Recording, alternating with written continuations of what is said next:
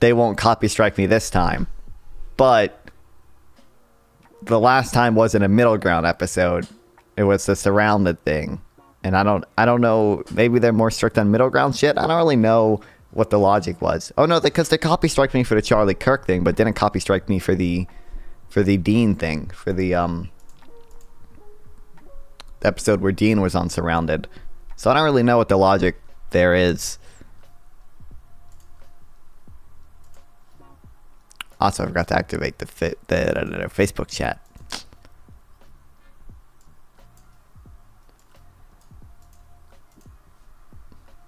My grandma's friend said that apparently, or she's seen some of my stuff, and I don't know what that means. I don't know. The only social media she's on is Facebook, so I might actually have people watching me on Facebook sometimes. They're just my grandma and her friends.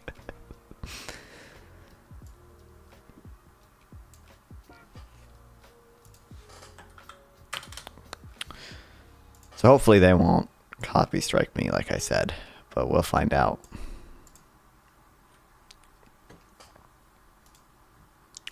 There's one thing. Oh, yeah, I did make a meme. Being happy. Credit creation theory of banking. Fitting into society. Trump versus Harris. Jubilee middle ground. It's not as long as time. The last time it had epic TikTokers on it. I don't know if it has this. I don't know if it has this time.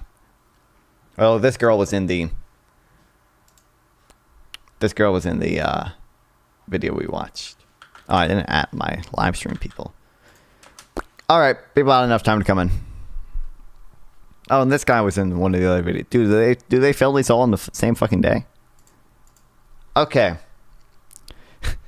Trump versus Harris 2024 middle ground. They did one of these with Biden and Trump, but then Biden dropped out, so I guess they had to remake it. So world is offensive to me, bro, because really? you're talking about a subhuman. No, you're talking it's not about that people it's a subhuman. who aren't as developed as we are, so they're the third world. So if you're stoning women after they've been raped, in the Bible, bro. Oh my God! I'm from Iran, and it happens now. Another day, another episode. How is that even?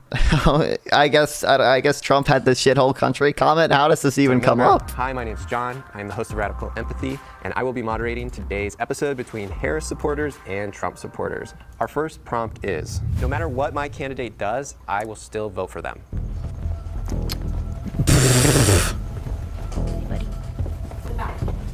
I mean, I Did someone say stoning? They did say stoning. They were talking about the lame type of stoning. Came out in a crowd and just started, yelling at people, calling them stupid, or like did something crazy that I wouldn't still vote for him. It would have to be like walk out in Times Square, shoot someone in the face kind of thing. Like it would have to be something outrageous for me to not. Didn't Trump literally say that if he shot someone in Central Park or whatever, that people would still support him? Didn't he literally? Right now, and that is only because these are the only two choices I have, which sucks for us as American people. We should have a lot more choice in this. We should have had more debates. We should have had more people involved in the debates. It would take a lot for me not to vote for him just because I care so much shoot somebody about and I wouldn't lose any voters.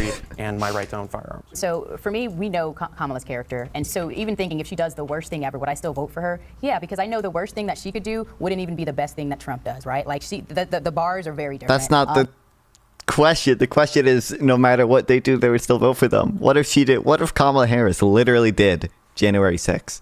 In addition to that, of course I'm going to vote for her because Trump is such a terrible alternative. I'm afraid to see what our country would look like. I'm voting for Kamala for pragmatic reasons. January 6th made Trump ineligible in my eyes. Okay, then what? What if Kamala Harris did it? He disrupted 200 years of peaceful transfer of power for his own selfish reasons that he now admits that he lost by a whisker. Sarcastically, according to him. And then he went back on that. Yeah. Bring in our if Kamala did January 6th, then no one would care. True, because everyone is TDS. I'll go first again. Like, one of these two people are getting in. Right now, my choice is Kamala Harris. That doesn't mean that anything that she does is going to keep that support. My biggest issue right now is the genocide going on in Gaza, propagated by both the Trump administration and the Biden administration. You could say that prior to October 7th, there was peace going on between Israel and Gaza, as I've heard a lot of Trump supporters say. That's just factually inaccurate, especially with the Abraham Accords, especially with moving the embassy to Jerusalem. These are things that I'm very critical of Trump on. I mean, I disagree from the first part of it, obviously, but true, and accurate. I'm still having trouble announcing my support for Kamala Harris. It was a big moral decision to even come on the show in support of her, but that's because I don't support her again. I think that Donald Trump is going to be somebody that's far worse for the country than she will be. So, did you know that this is the lowest civilian to combatant death rate Oh, it's going to immediately devolve into a cringe Israel-Palestine discussion. of any war in recent history? Did you know that? There's no way that's true. That shouldn't be true. That, like, there's, like, you gotta either have to accept the Hamas uses human shield things, or do the, like, or I guess you could say the what she just said, it's the lowest civilian combatant ratio in modern history. I those two are probably going to be mutually exclusive.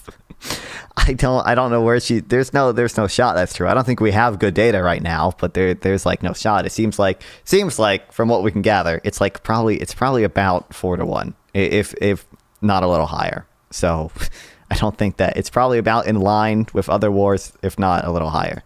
Which it makes sense why it would be higher. Is this going to be a Gaza topic? I'm so ready to go on Gaza. I'm so ready. That because I can't just let your word genocide go, because it's not a genocide. If it was a genocide, it would have ended 2 days later, and it would have been fine. Sheila, Everyone would be dead. We'll have so to it's not keep a it at genocide. that, though, Yeah, just for that's time's fine. sake. But I want to hear. I'll go back to the prompt. You came in because you disagree. Yeah. You wouldn't vote for Trump unconditionally. No, of course. I mean, I think as a moral human being that comes from a place of love with strong core values, I can't just give anyone, carte blanche that no matter what you do, you're going to have my love and support. But from, barring anything crazy like the situation that Joe mentioned, it's pretty much 100%. Actually, I am part of Jewish Voices for Trump, and I really appreciate all of the things that he's done for the Jewish people and for the state of Israel as well. So the next prompt is: Harris beat Trump in the debate. Will the agreeers What a dumbass prompt. Are you kidding me? We're all looking at you. I'm happy to see you join us. okay. Unfortunately, when I watched the debate, a lot of Republicans were saying that Trump was going to completely obliterate Kamala Harris. These people are just they're all gonna say biased moderators. 100%. 100%. That's like the only Trump cope. I gotta be factual and honest, and I can't lie to myself. Let's get the obvious out of the way. It was a little bit bogus against Trump with 1 versus 3. They only fact checked Trump. They didn't really fact check Kamala as much as I think they should have. But when one we don't have candidate to fact lies check more. when we're You don't telling the have to, truth yeah. and telling facts. And basically, the only 2 times that they did fact check was, we don't murder babies after 9 months, and Haitians aren't eating dogs in Ohio. Well, Kamala Harris perpetuated the myth that Donald Trump said there are fine people on both sides, even though Politico Oh my came out and God. said that. It's a dumb, if you look at the video, that's not really what he said. It's a dumb thing that Democrats say. They probably shouldn't be saying it, but that's such a, they probably should have fact checked her on that and the blood sports thing, but those 2 quotes were taken out of context. But we're talking about taking quotes out of context versus actual conspiracy misinformation. It's missing a lot of context. Do you need to see the video? When Trump said there are fine people on both sides, he was talking about 2 kinds of people. One were historians who wanted to keep the Robert E. Lee statue in place, and the other group were people who wanted to tear the statue down. So the Antifa. Well, to be clear, if you watch the video, he's talking about when he says very fine people on both sides, the only reason he walked that back is because the reporter specifically asked, hey, wait, do you mean that some of the neo-Nazis are very fine people? And then he says no. So he said it, but he immediately walked it back. For the left-wing individuals and the historians. These were the 2 groups of people he initially were talking about. Now, the neo-Nazis and the white supremacists and the hooligans who came to interrupt, this was an outside... You're putting what you're calling the alt-left and white supremacists. A major slave owner. Now we're going to take down his statue. So you know what? It's fine. You're changing history, you're changing culture, and you had people, and I'm not talking about the neo-Nazis and the white nationalists, because they should be condemned totally. But Hold on. He says the very fine people thing before that. Like naming of a park from Robert E. Lee to another name. To them, a very, very important statue, and the renaming of a park from Robert E. Lee to another name. Well, no, George Washington was a slave owner. Was George Washington a slave owner? So will George Washington now lose his status? Are we going to take down... Are we going to take down... Oh, he probably says very fine people here. Very fine people on both sides. You had people in that group. Excuse me. I saw the same pictures as you did. And then a reporter clarifies, wait, do you mean neo-Nazis? And he's like, no, they should be condemned totally. Charlottesville to stir up trouble. So when people say that there are... I just really have to stop. So when Donald you're Trump referring to them as historians, when we're talking about people who chanted, Jews will not replace us, but and neo-Nazi chants that were used in World War II, He's we're talking about Charlottesville. what it seems like is historians that were sympathetic to keeping the statues in public And view. we're talking is what about I a think. statue of Robert E. Lee, a Civil War general. But even the historians that you're referencing, if they were actual historians, wouldn't you want those types of statues in something like a museum or somewhere where people can learn the historical context, not in the public? And let's talk about what those historians did. They enslaved your people. I think we've covered, just so you know, I think we've covered this part. Remember, the prompt is, I think Harris. We forgot about the yeah. part already. Yes, to be honest, I want to extend I have mad respect. Absolutely, For same. anybody here, any Trump supporter who will stand here in this room and say anything in support of the guy who gave that debate performance. Literally speaking, as a Filipino person who, for years, we have a play named Dog Eaters on us. It was dog eating and othering of meats were used to other us and to make us feel like some other kind of different, dehumanizing thing because we're eating people's pets. And now they're putting it on Haitians. And now there's bomb threats in Ohio because of this ridiculous thing that he spewed because he got triggered because Kamala talked about how people were walking out of his crowds because he's bored and tired and senile. And the main reason why I am sitting down is because Donald Trump took too much bait. I think that kind of performance was okay against Biden. And if you guys, At least he admits that. At least he bites the bullet. He Yep. said against Biden Absolutely. about the abortion, the baby being killed after it's born. He never should have said that. About a lot of the points that he made against Biden, and he did it against Kamala too. But the thing is, Biden literally just fell apart and quote unquote died on stage, what we saw last time, and that's why they switched him out with Kamala. So I guess Trump I was expecting him to change his playbook. You have to go after her record. Well, it's hard to go after her record when she's impeccable, right? We have the only qualified Impeccable? prosecutor, an attorney general, a senator, and a vice president. So for him to go after her, he can't go after her policy because it's good. All he can do is make the same old, she said it herself, the same old playbook, and that's what we saw. And she totally destroyed him. She came with facts. She also just pointed out just how ridiculous the things were that he was saying, to your point about eating dogs and all of that stuff. I mean, none of it was factual. It already been released that none of that stuff was true, and he still put it forward. But I respect you for coming forward. We're gonna pause here. I want to call her record impeccable. She definitely did like one or two bad things as attorney general. The prosecution of that one guy, Justice Truelove, who turned out to be innocent. What's up, Headless Chicken? Welcome back. And then there's one other thing.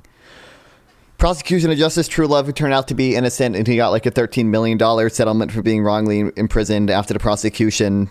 I think there were two officers who withheld exculpatory evidence, and I think in the prosecution basically relied on eyewitness testimony, and it came out that they didn't coerce the eyewitness. They gave the eyewitness like $60,000 in housing accommodations via witness protection. And then there was one other thing we read into. Oh, the release of prisoners in California. Yeah, California was almost held in contempt of the Supreme Court because they kept refusing to release prisoners because after the Supreme Court ruled that the overcrowding of prisons there violated the 8th Amendment. It was cruel and unusual punishment. Those would say are two bad things on Kamala Harris's record. I think Trump's record is a lot worse, but We're going to bring in our disagreeers. So I would say that when I judge, my kids play sports, when I judge who won or who didn't win, I want it to be an even playing field, and I think it should be a fair contest. Oh, yep, the cope. And I know you guys love Kamala Harris, and you think she has an impeccable record. Kamala. Kamala. But CNN has pronounced it 12, 20 times on record. We're telling you how to. oh my God, who cares, That's dude? semantics, you guys. Let's not get stuck. Let's go to policy. Let's Can we just hear the pronounce rest your of name this. right, Let's go past this and hear the rest of Sheila. So I think that there have been a lot of things that have been fact-checked by social media influencers and commentators like myself on Ms. Harris's policies and what she said as well. And there are certainly things that could have been fact-checked on that end as well. And I too am an immigrant. My family escaped on the back of a pickup truck from Iran in 1985 while being shot at by border police. I spent a night in the Pakistani deserts. We were caught, and we had to escape, and it took 6 months for my family to come here not speaking English. We left everything behind, started from nothing, living in a 2-bedroom apartment with 8 people in it. The reason why I say that is, America is the greatest country on earth, and to erase its history. Wait, did she say she left in 1952? In the back of a pickup truck could have been fact-checked self on. There have been a lot of things that have been fact-checked by social, and there are certainly things that could have been fact-checked on that end as well. And I too am an immigrant. My family escaped on the back of a pickup truck from Iran in 1985 while being shot at. 1985. by Okay. border. Under question that he received, he kind of dropped the ball on that one. switch back. But what has been and to erase its people in it. The reason why I say that is, America is the greatest country on earth, and to erase its history instead of learning from it is what they did in China. Unburdening what has been. Let me just finish. Taking down statues is literally the same thing China does. True, dude. Unburdening what has been and looking forward to what can be. Unburdening what has been. Oh my God. Is literally what was used by people trying to get rid of the old and bringing in the new world. Dude, Chairman Mao Chairman Mao himself was up there saying, we are going to be unburdened by what has been. Tear down the Robert E. Lee statues. Well, the China group of people being Communist affected Party. by those statues are telling you what it's doing to us. Correct. He's the one that We're suggested talking it go a to a lot about the museum. statue, Seriously, but can we we do talk want to about hear the about the debate? debate. Let's just switch back to the debate. Yeah, they're We not wanna talking about the statue prompt again at all. later. We totally can. Yeah. I don't think either one of them won the debate. I feel like the only people that really lost were, other than them, was the American people.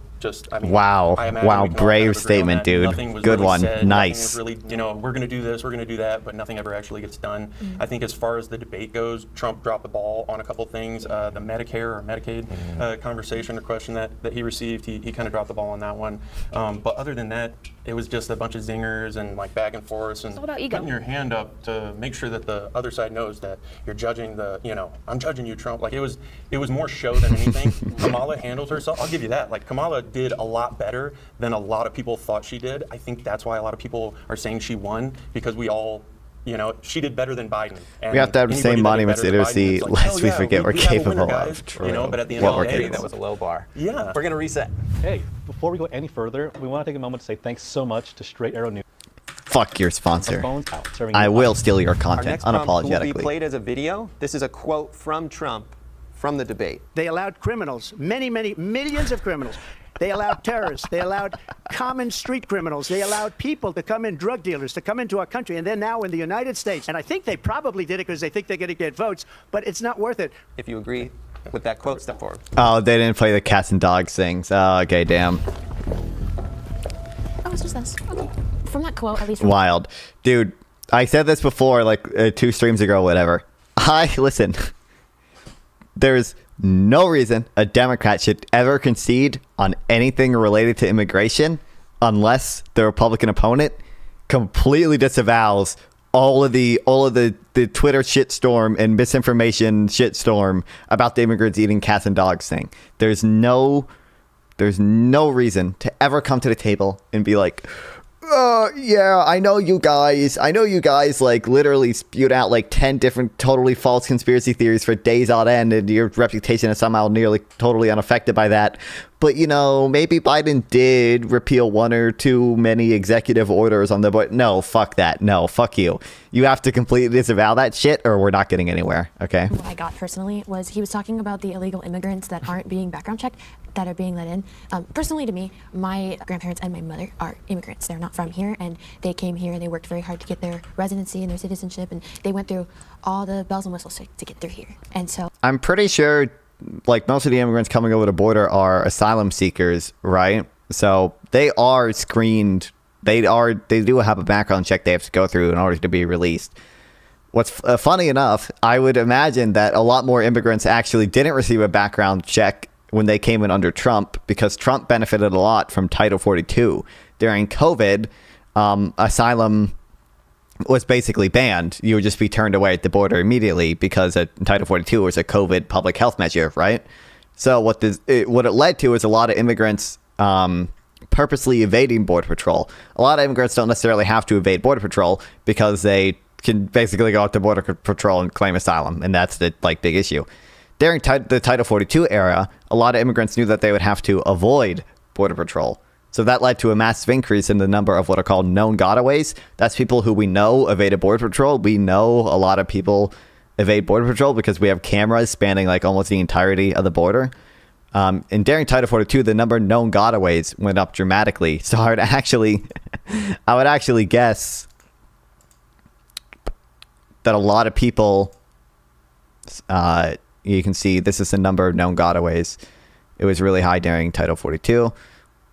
I would actually guess all these people aren't background checked. So I would guess more immigrants, though, aren't background checked, actually got in under Trump than under Biden. But Hey, not funny. Interested in my Crispy Critters pet food company idea. We kill them and grill they're them. letting people in. Yeah, I'm interested. And, We'll it's open it up in affected Springfield. So many of my friends that live towards the border of San Diego, places like that, they are letting people in that are criminals that are not being checked well, or at least not being checked at all. And I think that's what he meant. He kind of has a really sassy way of saying things, or kind of just sassy is one way to put it. By the way, another interesting statistic, criminals are actually more likely to be released from ICE detention under Trump than under Biden. You can look at a few of these graphs. These were the number. This is just a raw number. It's not even the percentage. This is just a raw number of people released, which actually reduced under Biden. ICE released more criminals in 2020 than later years, despite fewer total releases. Yeah, wild.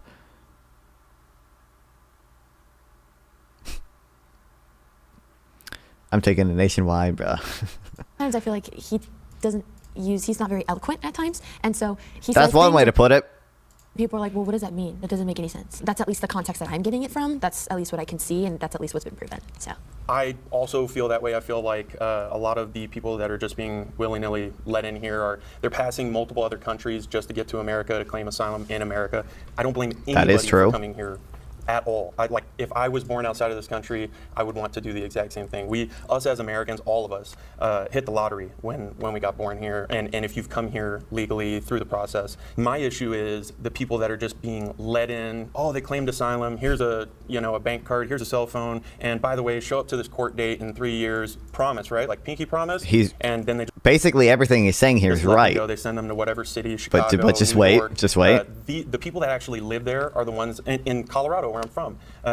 We are the ones that are actually seeing this stuff and being affected by it, whether it's people driving on the road without license plates, insurance, don't know how to drive because they're coming from whatever country they're coming from. But every single person that comes in here illegally is being counted in the census. When you count these people in the census... Oh, he's talking about this now. But basically everything he said there was right.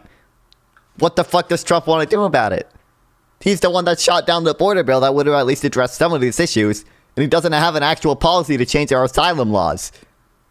Building the wall does not change our asylum laws.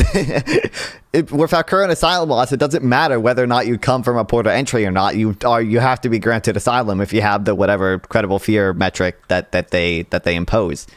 Trump's policies aren't going to help with this at all. Kamala Harris in the Biden administration are the only ones that have actually mentioned the asylum laws that need to change. It's going to give people more house seats, I'm pretty sure. And I don't want to misspeak. No, Hopefully right. a little truth bubble will pop up at the bottom. But they're getting house seats. They're getting electoral votes. These things matter when it comes to the election. That's the only thing I care about. I don't care if people are coming here legally and want to live a better life. That's the only thing you care about? He's not wrong here. This is one thing. This is the steel man of the illegal immigrants are voting and they're voting for Democrats or whatever. This is a steel man of this. They are counted in the census, so they are granted, it means places where immigrants go, which is mostly blue cities, do get more apportionment for House seats. However, the Senate and Electoral College are both really favored towards Republicans.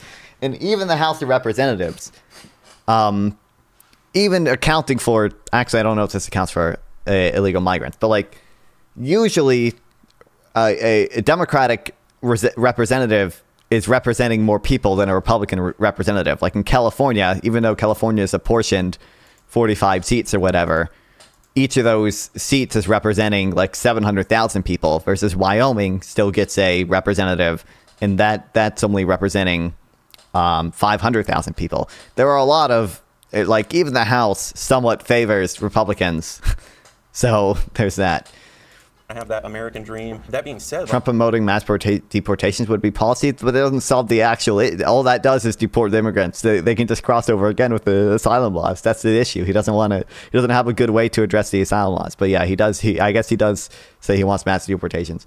Do you know a congressional appointment amendment or proposed amendment? You're No, I don't know. taking away things, taxpayer money that all of us as taxpayers are paying that should be going to Americans, should be going to veterans. Veterans are, make up, I want to say, less than 8% of the American population, and this is dumb because like the majority of immigrants are not fiscal drains. The majority of immigrants are contributing more to the government than they take out. So Less than 2%. at least on the federal level, it probably changes state by state depending on how much, because some states allow immigrants to receive more welfare than other states. So Of Americans join the military and volunteer to join our military forces. And the fact that we have homeless vets should not be a thing. And we're just giving this money to... we shouldn't have homeless people, period. But okay.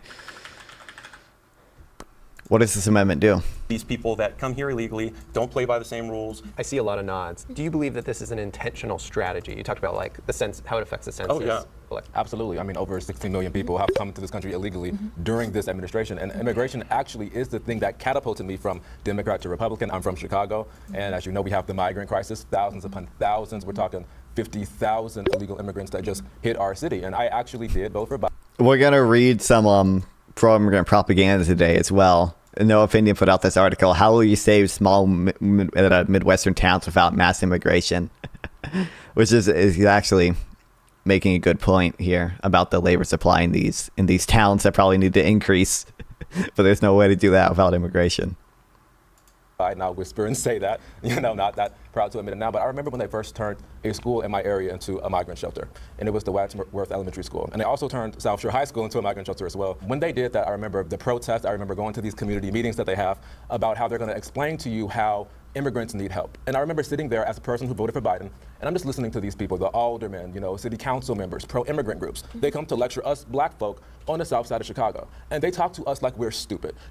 These people are from Venezuela. Do you support it? I'd have to know more about it. Spanish. But they live in poverty. They need help. And that's why this facility in your neighborhood is being turned into a migrant shelter. So it's very frustrating with the Democrats is sort of lecturing this condescending tone that they use against you. I don't need to be lectured to about what people need. Black people in Chicago need help. Veterans, as you were saying earlier, they need help. Poor people need help. We have a lot of problems in our own community, and I respect people and I understand the passion and ambition behind people who come to this country. But to explain... But do you think Republicans are doing any of those things to help poor people? They're and lecture to me why I have to be quiet and accept it. Trump wants to do tariffs. Does he know tariffs are one of the most regressive taxes you can do? That's never going to happen. I know that we have more to say, but I'm going to bring in the disagreeers for time. So I might let some of the people on my side even talk about Biden's shift to the right when it comes to immigration, more deportations in the Trump administration. That's not something that I'm particularly passionate about. I don't really believe in removing people who are fleeing political persecution or looking for a better life for their families. What I would say to the people that are worried about vetting or worried about who necessarily is in this country is increase the pathway to citizenship. Not only should we be able to vet who these people are, we'll be able to add them and actually fully understand what they're here for, what their motivations are. And if you want to garner those voters, you gotta capitulate to those voters. And I think Republicans can do that. A lot of Hispanics that come from there have conservative values. You shouldn't just write them off as people that can't drive or people that are not talented. No, I'm not saying they're not talented. I'm just saying. You're saying they might not even be qualified to drive a vehicle. That's kind of no, Joe. I just want to I want to just just ask you a real quick question. Yeah. Can you please define what immigrants who are seeking asylum means? So I'm political persecution, like you were saying, or... Okay, I'm not reading all that right now.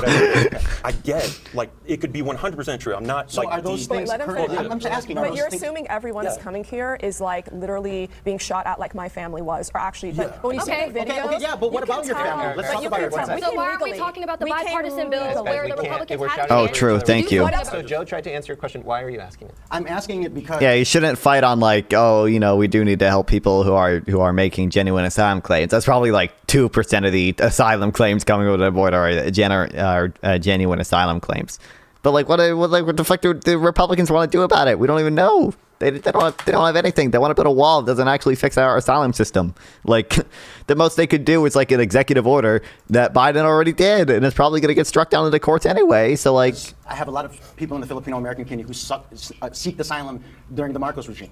I have a lot of different immigrant families, probably like yours in Iran, who look for asylum during the controversies and the tumult in Iran. And Trump, in his initial presidential election, wanted to ban Muslims from coming to America. It was not a Muslim ban. It was not a tribal ban. It was a tribal. You're right. It was Muslim shithole countries, which is what he said. Just going on are they shithole countries? Wasn't shithole country referring to Haiti? Haiti or Somalia. Are you really going to classify? I'm just asking. The term Haiti is a Christian nation, by the way. It's offensive to me, bro. Because Really? you're talking you're talking about a subhuman. No, You're talking it's not about that people it's a who aren't as subhuman. developed as we are, so they're the third The world. countries Give me a break. Some of these economically- people have given you some of the It's an biggest economic- scientific innovations in the world. So if you're stoning women after they've been raped, In the Bible, bro, not now. I'm from Judge, Iran, listen. and it happens now. I want to close the loop on. I don't know if it Eric. happens in Iran. Eric, Probably what happens in Are you Somalia. saying that it's the U.S.'s responsibility to take people in who are seeking asylum? I'm saying that Ronald Reagan said that the United States was a shining city on a hill, right?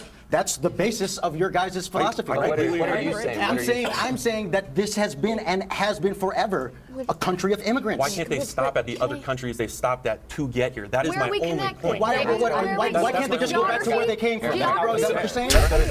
Okay, I'm going to start out with saying that immigration is not my biggest issue. It's not. I think people have a right to come to this country. I think our country was founded off of immigrants, slaves even. But And their own if we people. want to actually talk about it, right, we can all agree that something at the end of the day does need to be done about immigration, whether it means it becomes more humane, whether it means we have a better vetting process, whether it means any Slay of those Queen, things. But go. what you guys She's are eating. failing to She's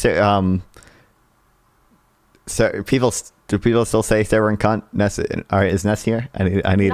Is that the bipartisan bill was presented and they voted no, strictly, genuinely, because they didn't want to give Biden the W on that. That's really fine and all, like cool, whatever. But this immigrants drain social services. I made a reel about why that's not true. A game. This isn't like you don't get to play with people's lives and where they live. Well, obviously everything is on the margin, but on net, at least on the federal level, immigrants aren't a fiscal drain. What they're escaping from, you don't know what they're The coming from. majority They of ain't them. your business. Honestly, they don't owe you that. If they pass the paperwork and the test or whatever it is, they don't owe you explanation on why they came here. So I think it's really funny when Democrats, Kamala Harris supporters bring this up, because when people bring it up, they bring it up as this like big gotcha, like, oh my gosh. And in part, you know, you guys are right, like, okay, why would Republicans, you know, go back on this? So I do understand that part. But my question is, why did it take them to election year, a few months or 6 months before the election, I believe it was 6 months before the election. Now they want to put forth this bill. Definitely If the a coincidence. Biden administration and now Kamala Harris wants to be president, I think it's completely legitimate to say, you were in office since 2021, Biden and Kamala, that's when they came in office. You waited until 2024 to put Do you have data on that? If you have data on it, obviously at some margin, immigrants probably would be a fiscal drain, especially in some states where they're probably eligible for more welfare benefits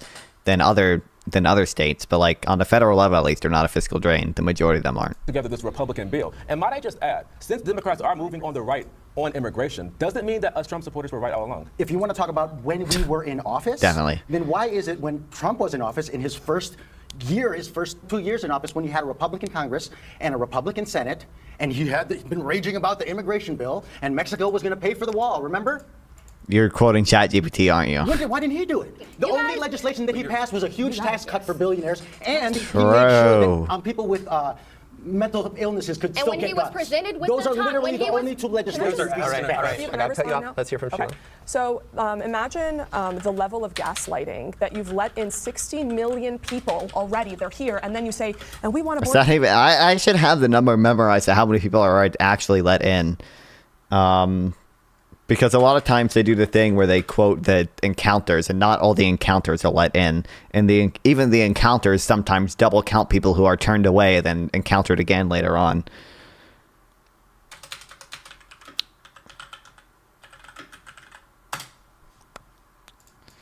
Oops. How many people released into U.S. from southern border? This is encounters.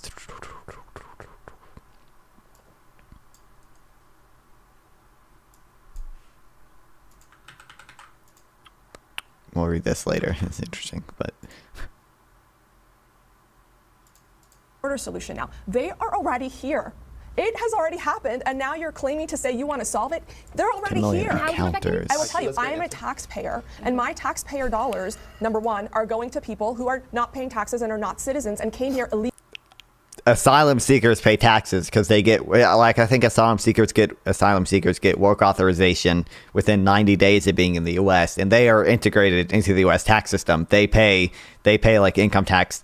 They pay Social Security, Medicare, and they don't even receive those benefits because they're not citizens. Like, they pay into these systems, and sometimes they can't even receive their those types of benefits. Illegally. Okay, when you come here illegally, you have performed a crime. Cost of illegal immigration to taxpayer. Prepared testimony? Is there like an actual study behind this? Okay, This is according to the government experts. Yeah, the majority. The Cato Institute probably actually did a fact check on this very study. There's a lot of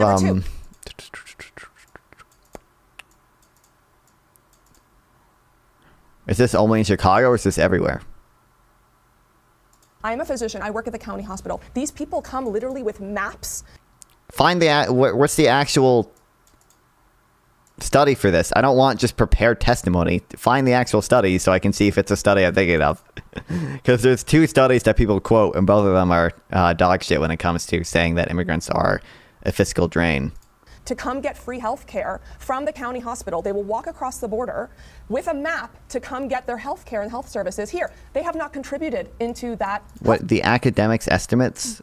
Care Why does system with someone their have to taxes. contribute? 2017 study by the National Academy of Sciences. There's a fine. I love the idealism that are contributing. It is not a disagreement of political beliefs. It is a disagreement of your morality. That is a disagreement of morality. Do not question my morality. I'm questioning. Do not question my morality. I'm questioning. Time out. We cannot include parts where you're yelling over people. Your points will not be heard. Okay? There's a lot of overlap. Gotcha. We're going to end this part. Cool.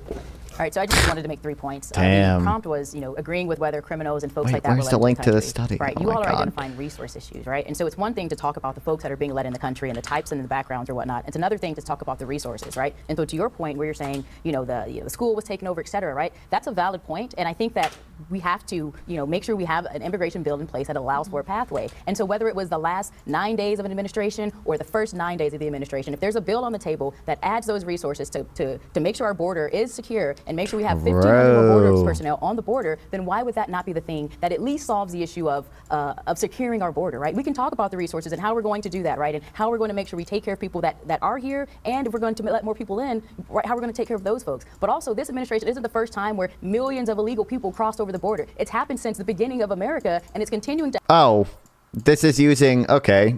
I don't think Lopez is here anymore, but they are correct here. I think I haven't had over 69% before, but they're correct. The only immigrants that they did find to be a fiscal drain are immigrants without a high school degree. So if this number is true, these 69% of immigrants could be a fiscal drain. The number I heard before was like 51%. So maybe they have more recent data. However, it's not taking into account the indirect effects that their added labor supply has. Their added labor supply allows businesses to expand more easily, which actually makes up for any fiscal drain they have, because those businesses then pay taxes and can produce more things, which people pay sales tax on. Yeah. To happen, because when there's an opportunity to pass something that will work. And then also, guess what? If they stay here, they have children, and those children grow up to be productive taxpayers later on. No one wants to do it because it becomes political instead of actually solving an issue. So I have something just to bounce off of that. You and her are both correct with everything that you both said, and I completely agree. The issue is, it's like opening the door, letting a bunch of people in, then shutting it. Oh, yep. And also, they add to GDP. And going, hey guys, we don't have enough resources for this. Where do we get the money to do it? And we're all just supposed to be taxed to all hell until everything gets paid for. And that's my biggest issue. Is like, I'm not making millions of dollars every day. You know what I mean? Like, I'm not a millionaire. I do private security contracting, and I work for the rich people, and I go in with MSNBC, CNN, Fox News, all these news agencies to these protests where all these issues are happening, and nothing's being done. Anything that gets shown that could be crazy or wild to see on the news, certain news agencies aren't going to show you. So if I'm seeing this stuff in person, and then I start seeing everything else online on YouTube, Fox News, whatever, CNN, doesn't matter, all I'm seeing is what they're showing me, because I can't just go to every single state, and go to the border. But I'm seeing actual Venezuelans, actual Haitian people, actual Somalians over in Greeley, Colorado, taking over every single job, and they're getting hired through these temp agencies that won't allow them to work full time, which is horrible for them specifically. That's not fair to anybody that came here thinking they're going to get a job Can't believe they're taking and our make American jobs. money. Like, that's not fair to them, and it's not fair to the American people and the legal immigrants that came here that they can't get those jobs because now it's just taken over by temps. Our next prompt is. They don't get a response. I don't know if they would have had a good response to that, but it's literally lump of labor fallacy. My So, candidate has contradicted themselves. like, immigrants literally fucking saved the U.S. economy. God damn. So annoying. So annoying.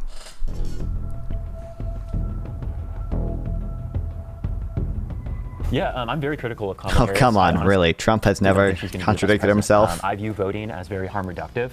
So when it comes down to who's going to be in office, it's going to be Donald Trump or Kamala Harris. And I think that my goals are much easier to organize with a Kamala Harris presidency than a Donald Trump. So Kamala Harris, one of my biggest criticisms of her is she ran on many progressive platforms, especially early on in her presidential campaign in 2020 during the primaries. She has not stuck to many of those. She's actually gone to the right on a lot of those issues. She's trying to appeal to Republicans. She's entered Dick Cheney into our camp of support.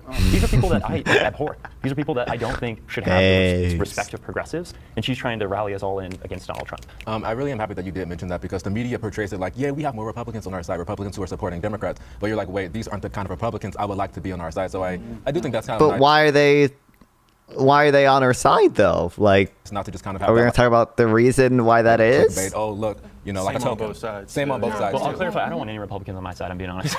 So- Seriously, lie. like, y'all can keep Dick Cheney. Keep Dick Cheney over there, please. Please keep him. I feel like he definitely. But the thing is, like, he's on our side for like the right reason. Like, he recognizes Donald Trump as like the threat to the democracy that he is. Even if Dick Cheney's an evil person, doesn't really matter, because those evil actions took place within a constitutional framework that Donald Trump challenges. That's the issue. Has his way, and I feel like we can go back and everybody has said one thing that they've changed now. You know, and they obviously they're just like people like us. They're going to change and evolve, and their views and based on the life experiences, at least from what this country or what they go through, they're going to change. And I'm sure you can go back and you can look at things that he said that he has completely changed his stance on now. Like almost every single politician, Republican and Democrat, have said, you know, homophobic or racist things. Every single one. Not every single one, babe. I think the biggest one obviously is going to be abortion, because for me it's kind of like I am pro-life, but I do respect people's ability to have it done themselves. I've always said if they want to have an abortion, let them do it. I am pro-life for myself and for my family. What a weak cuck position. Conservative values. Own your position, So my brother. First, to kind of being like, I'm going to appoint Supreme Court justices to redo Roe v. Wade or send it back to the states. And then to do this flip of, I think he was interviewed about the heartbeat bill. First, he was kind of like, no, that's not long enough. And then the next day he said, wait, no, I agree with the 6 weeks, because the Republicans got mad that he went back on what he said about abortion. So it is kind of annoying. Let's bring in our discourse. I don't believe Kamala has contradicted herself. Her principles have remained the same. She has always said secure borders, legal pathways to immigration. She's always said pro-choice. She's always, been consistent with her opportunity economy, where we build the middle class. And so, I mean, I think that if anything, if her policies are different, then that's an evolution, right? Like, it's an evolution of the times that we're in. It's an evolution of changing circumstances. It's an evolution of changing demographics and what people want and need and all of that stuff. But as far as her principles and her platform, it's remained the same. I feel the same way. I think that, when you hire a CEO for a company, and let's think of America as a major company, the company has different needs at different times. That's why sometimes you bring in different CEOs, because of their strengths or their connections or their ability to make change in a certain sector. And so I believe that, America is a growing organism and is like a human in that sense, or a company in that sense, and it's going to require different decisions at different times. And so that's why I think that, you have to be flexible. As a business owner, I certainly have to be flexible, and so I think our commander-in-chief also has to be flexible. What are your thoughts on Dick Cheney joining the tent? Everyone that wants to come to the Democrats, we welcome you all, right? We need the votes. In order for us to really make the democracy work, there are two sides, right? I think that both sides have to be able to understand compromise. You have to be able to work together with people that maybe you don't agree on abortion, but you agree on immigration. Maybe you don't agree on whatever, child tax credits, but you do agree on, make sure we support our veterans. I think that's perfectly fine. I don't care if you're Democrat or Republican. If we can agree on an issue, let's move it forward. Just going off of the debate that they just had, she said, I own guns, Walls owns guns, we're not going to take your guns. I never knew that. No, right, but like 10 minutes later, not actually 10 minutes later, but like a couple days later, she does an interview where she's like, we're not going to take your guns, but weapons of war, we're going to take those. What's a weapon of war would be my main thing. Those are the things that affect me. I think she's always been in favor of like an assault rifle ban. She's kind of playing like a dumb word game where like she's saying we're not going to take your guns because like, yeah, true, she's not going to take all your guns, but I think she has always basically been in favor of either national buyback, or I think she's expressed support in the past for an assault weapon ban.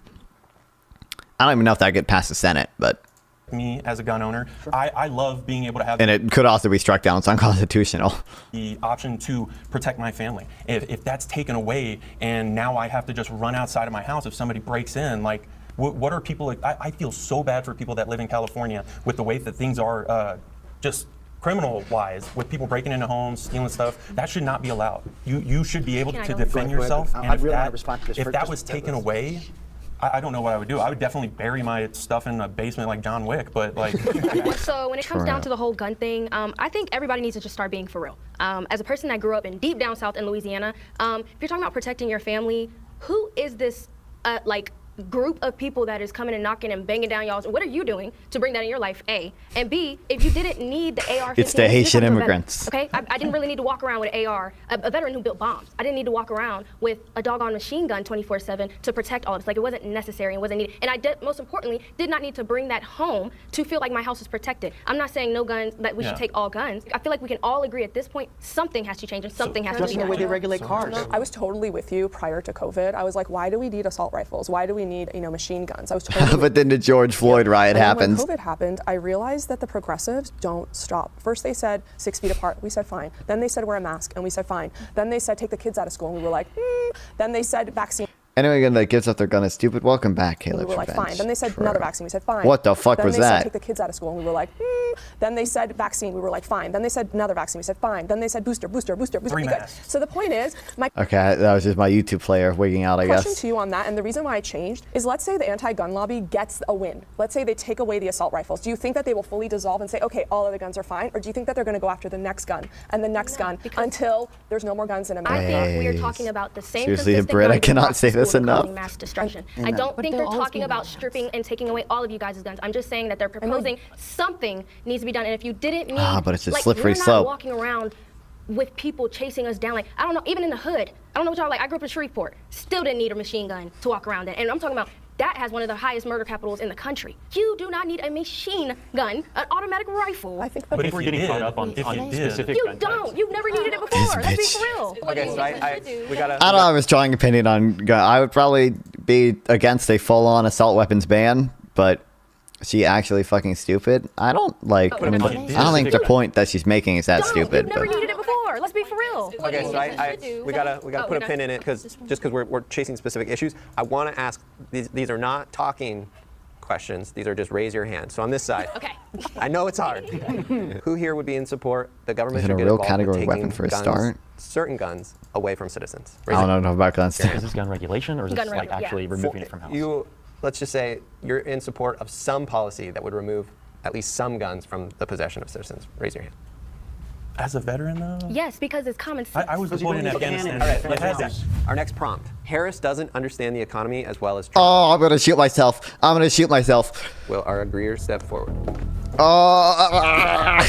For me, at least, I'm obviously probably a lot younger than the people on the show, but for me, the way that I see the economy going from the 4 years that she's been in office with Biden to the 4 years that Trump has been in office.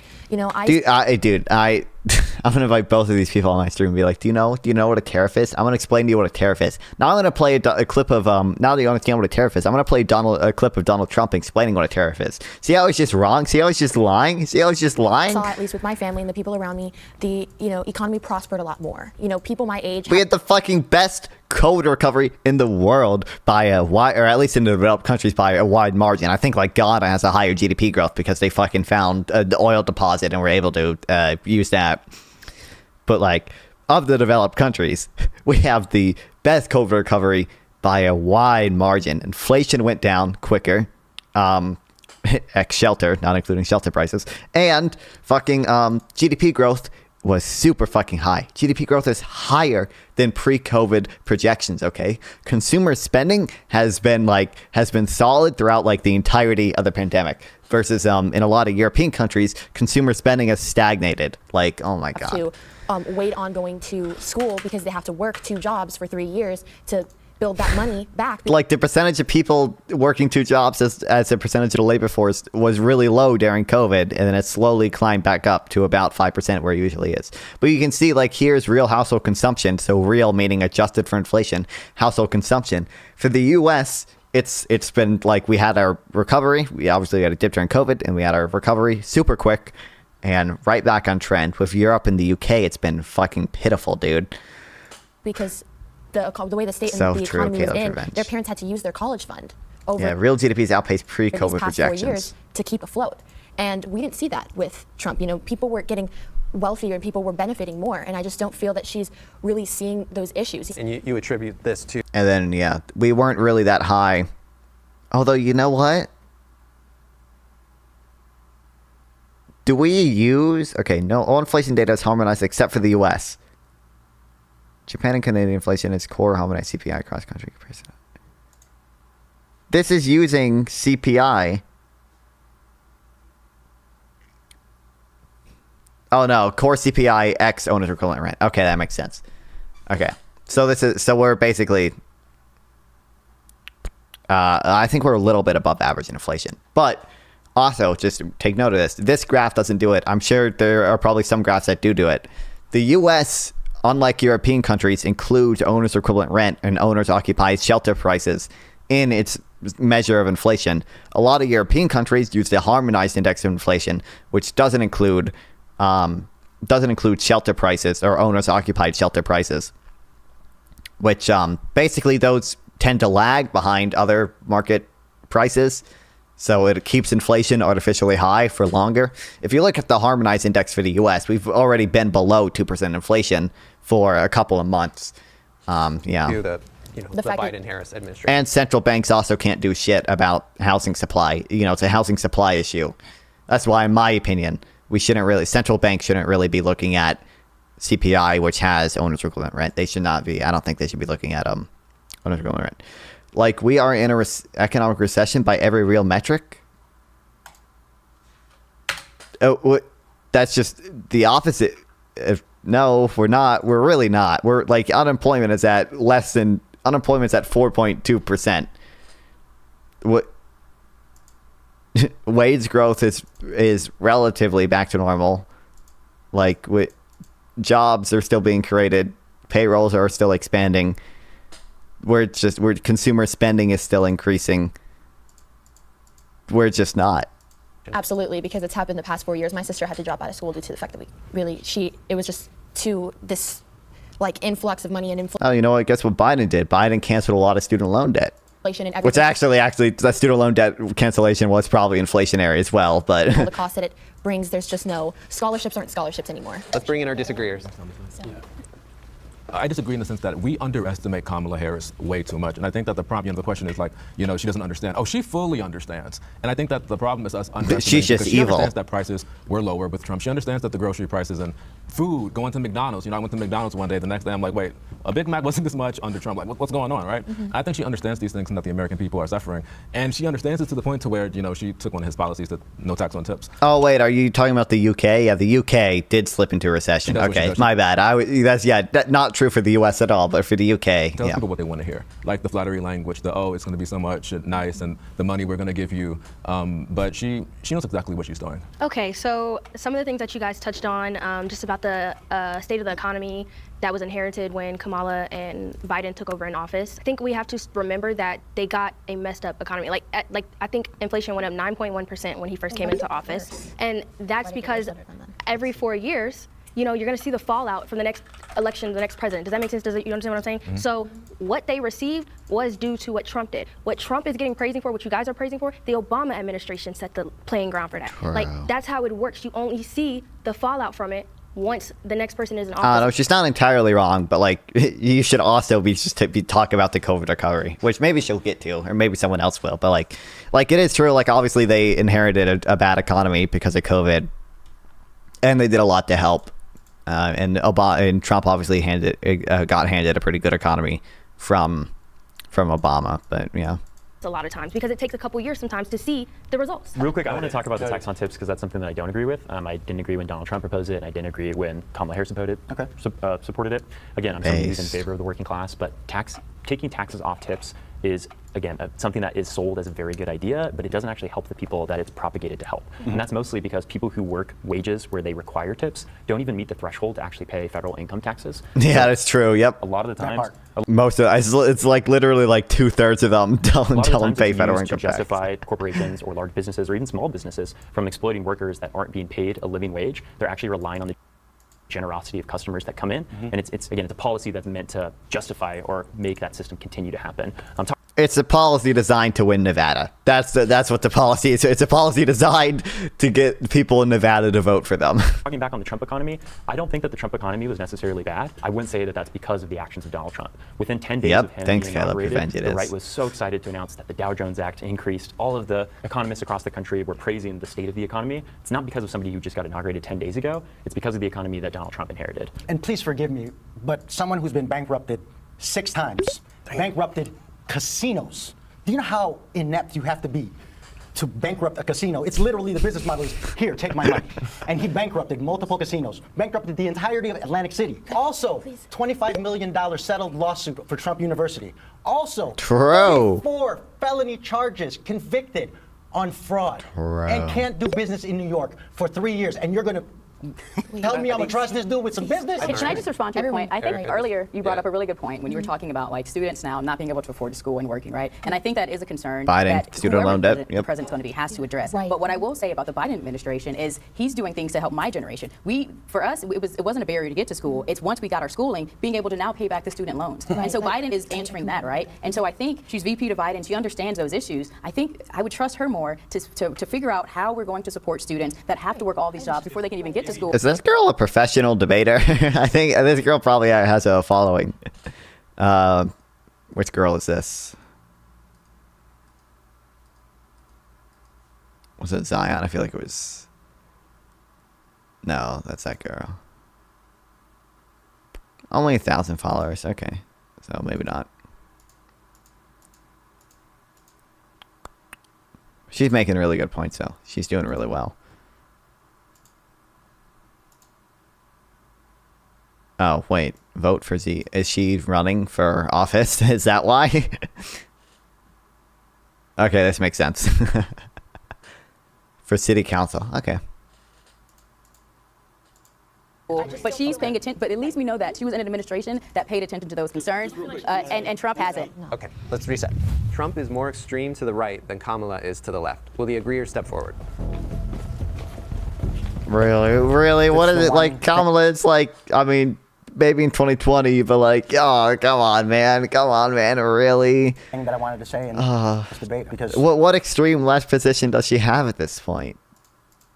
in 2016 she was rumored to be very hardcore against cannabis, and when in fact I did my research, I found out that she was only convicted 45 people. You know, it's not. She was demonized on her views of cannabis, and for me. Well, the review in San Francisco, DA office won convictions in 1,900 felony and misdemeanor marijuana cases. According to the Bay Area News Group, 45 people were convicted and sentenced to That's state a big prison. issue because it's my medicine. Do you see her as far left, though? I see her not left enough on that issue. Like for me, these Why YouTube? What is happening? scheduling is the way to go. It's not rescheduling. It's decriminalizing and descheduling because it's a plant. We can smoke afterwards then. I want to move away from cannabis and go back to like the political spectrum and landscape. I think that Kamala Harris definitely could be a lot more progressive in areas where originally she might have been. The biggest criticisms from progressives, right, is her role as a DA and as an attorney general. So there were a lot of people that were incarcerated under his administration. I don't know why people pretend like San Francisco was a rehabilitative justice city when it was very retributive under the Kamala Harris run under there. But when it comes to Donald Trump, like, sure, you could say a lot of his policies are not as far right as maybe some of his peers, like a Ted Cruz or like the Heritage Foundation. Or J.D. Vance. He has like completely dismissed Project 2025 multiple times. Does that mean that he won't actually enact a lot of those policies? Who knows? We'll see if he does get reelected. But I think his rhetoric specifically is very far right. And that's when we see things like immigrants are poisoning the blood of this country. When we're saying things like they're bringing in rapists, they're bringing in terrorists. That type of language has a very strong byproduct when it comes to how those communities President are treated. politicians are more divisive, and if Harris was far more left, Trump would fucking landslide. Yeah, I would probably agree with that, yeah. And I think, too, just like his prioritization of a white nationalist group, he might not say that entire thing, but when you're inviting people like Nick Fuentes to the White House, when you are hosting white nationalists and making it a comfortable space for them, that has really detrimental effects, especially in the communities that those seem to target. And I'm not saying every Trump supporter is a white nationalist or these people are super racist, but Trump definitely capitulates to those groups. And that's something that is very, very extremely right. Trump is certainly more extreme. I mean, he doesn't have policies, right? He has rhetoric. True. He has, his just being, this huge voice that loves the rallies, that loves the attention, but he's not putting forth policies. He's only speaking to. I was gonna say it's hard to even judge because like letter his policies, like he barely has anything. Like those people that hate other groups that are trying to make America great again, whatever the heck that's supposed to mean. He's not giving policy that's advancing the country. He's speaking to groups of folks that honestly I think want to return us back to slavery or at least that time period, right? That's an extreme view. To summarize it completely, right? Not every Trump supporter is a white nationalist, but every white nationalist is a Trump supporter. And also, Precisely. Andrew Gillum said it best. He may not be a racist, but the racists think he's a racist. Precisely. Let's bring in our disagreeers. Okay, so I love this topic True. because this was actually one of the first things that made me start thinking differently. I remember in school, my professor, my teacher, whatever, was going crazy about Trump being so evil and so racist, and he hates black people. And I remember I was kind of like, okay, I'm supposed to be a Democrat, and I raised my hand and I asked, okay, if Trump is so racist, why did he put forth the First Step Act, which let thousands upon thousands of black men out of prison? Most of these black men were in jail for petty drug crimes. And under Trump, obviously it was bipartisan. He worked with Democrats. He reached across the aisle to make sure that this happened. So the First Step Act was gigantic when it came to criminal justice reform. Compare that to Kamala Harris, who put an innocent black man in prison. His name is Jamal Truelove. No one talks about it. Jamal He was in prison Truelove. for 7 years, and he was on an interview with Vice News. And in that interview, he said Kamala came to my laughed. sentencing, and she acted like it was a celebration that I got convicted because she just wanted somebody to throw in jail. And someone mentioned slavery, and he wants to take us back to slavery. But I believe in 2011, the courts came forward to tell Kamala Harris that the prisons in California are overcrowded, specifically in San Francisco. But Kamala wanted those people to stay. Yeah, these are the two things I mentioned earlier. I do think these two things are pretty bad. The Justice, or Jamal, I don't know which Justice Truelove, but apparently Jamal Truelove thing and the California prison overcrowding thing. In a prison so that they can be used as cheap labor to put out the California wildfires. Okay, but what he's citing for the evidence of that or whatever is like this 2014 memo that was put out where like they basically gave the excuse, oh, we can't release these prisoners early because of the wildfires going on. We need prison inmate firefighting labor or whatever. They did say that, but they also threw 50 million other arguments at the wall for why they couldn't release the prisoners. They basically just didn't want to release the prisoners no matter what. Like, it wasn't like they would have thrown any argument at the wall to not release the prisoners. That was just one of them. Shotgun approach. Yeah, exactly. Apologize and correct her mistake and say that she admitted the way we went about that was maybe not the correct way. But that you are trying to focus in on the most on a minuscule part of her character. Like, you're trying to paint her out to be this person that is the complete opposite of what she showed us to be. And I don't know. We're talking about somebody that at least What's up, Beeper Reaper Lol? How are you?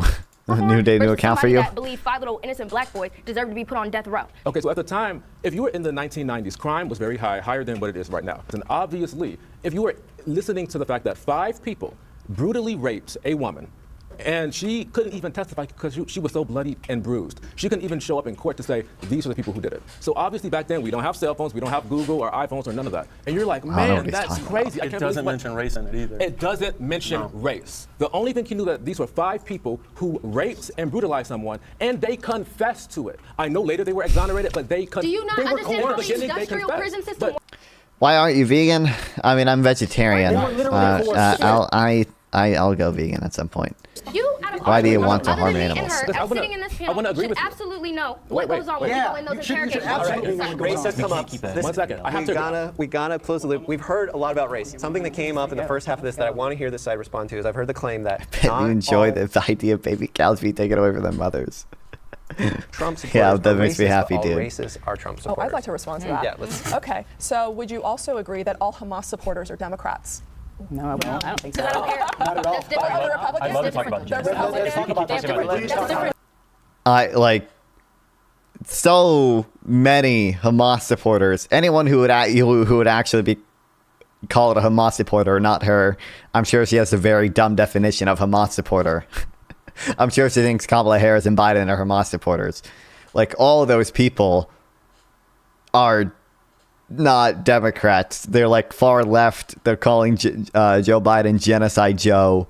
They are not Democrats. we don't want them. We didn't even let a Palestinian speak at the DNC. Rightly so, considering all the horrible shit that movement is associated with, like all the cringe, all the horrible demonstrations that they're associated with. I don't know why we would ever expect them to behave at a DNC speech. Please just burning the flags. Are the Republicans burning the respectfully, flags? though, I would say They have more conservative views. quiet. Republicans were flying the American. They're not burning it with them, but they were flying the American flag upside down. Respectfully, that's not an answer to How old are you? What's up? Welcome back, Keto Planet. I'm 18. this claim. Correct. I want to hear a response to their claim that all racists support Trump. Let's say each side has their extremists. Would we agree to that? And each side is not proud of their extremists. Would we agree to that? I don't think extremists would identify as Democrats, or white nationalists would identify. We're talking about as white Republicans. supremacy. We're talking about KKK. Okay, let's talk about the KKK. So in 2000, 18. How many members were there in the KKK? How many members are in the KKK? Why would it matter? know. I Because don't it study still the exists. KKK. Oh, it is too many. No, Are listen you to okay? me. Listen to me. What's the larger point? Screaming doesn't help. Oh, So the right. larger Oh my point God. is there's 5,000 members in 2018 in the KKK with their little tiki torches marching around town doing their thing. Now, the greater threat to me, again, somebody who escaped socialism. I'm pretty sure this what I'm drinking right now is vegan. It doesn't have a vegan label on it, but I'm fairly certain it's vegan. I don't know.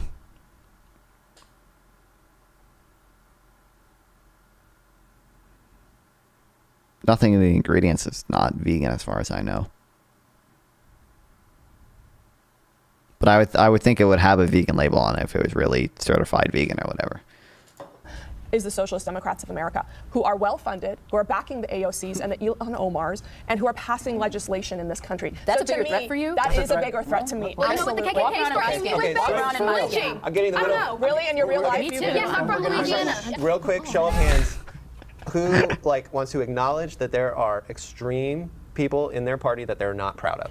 Raise your hand. Wow. Wow. Absolutely. Yeah, conservative Democrats. No. In Are you fucking kidding me? Oh my your god. party.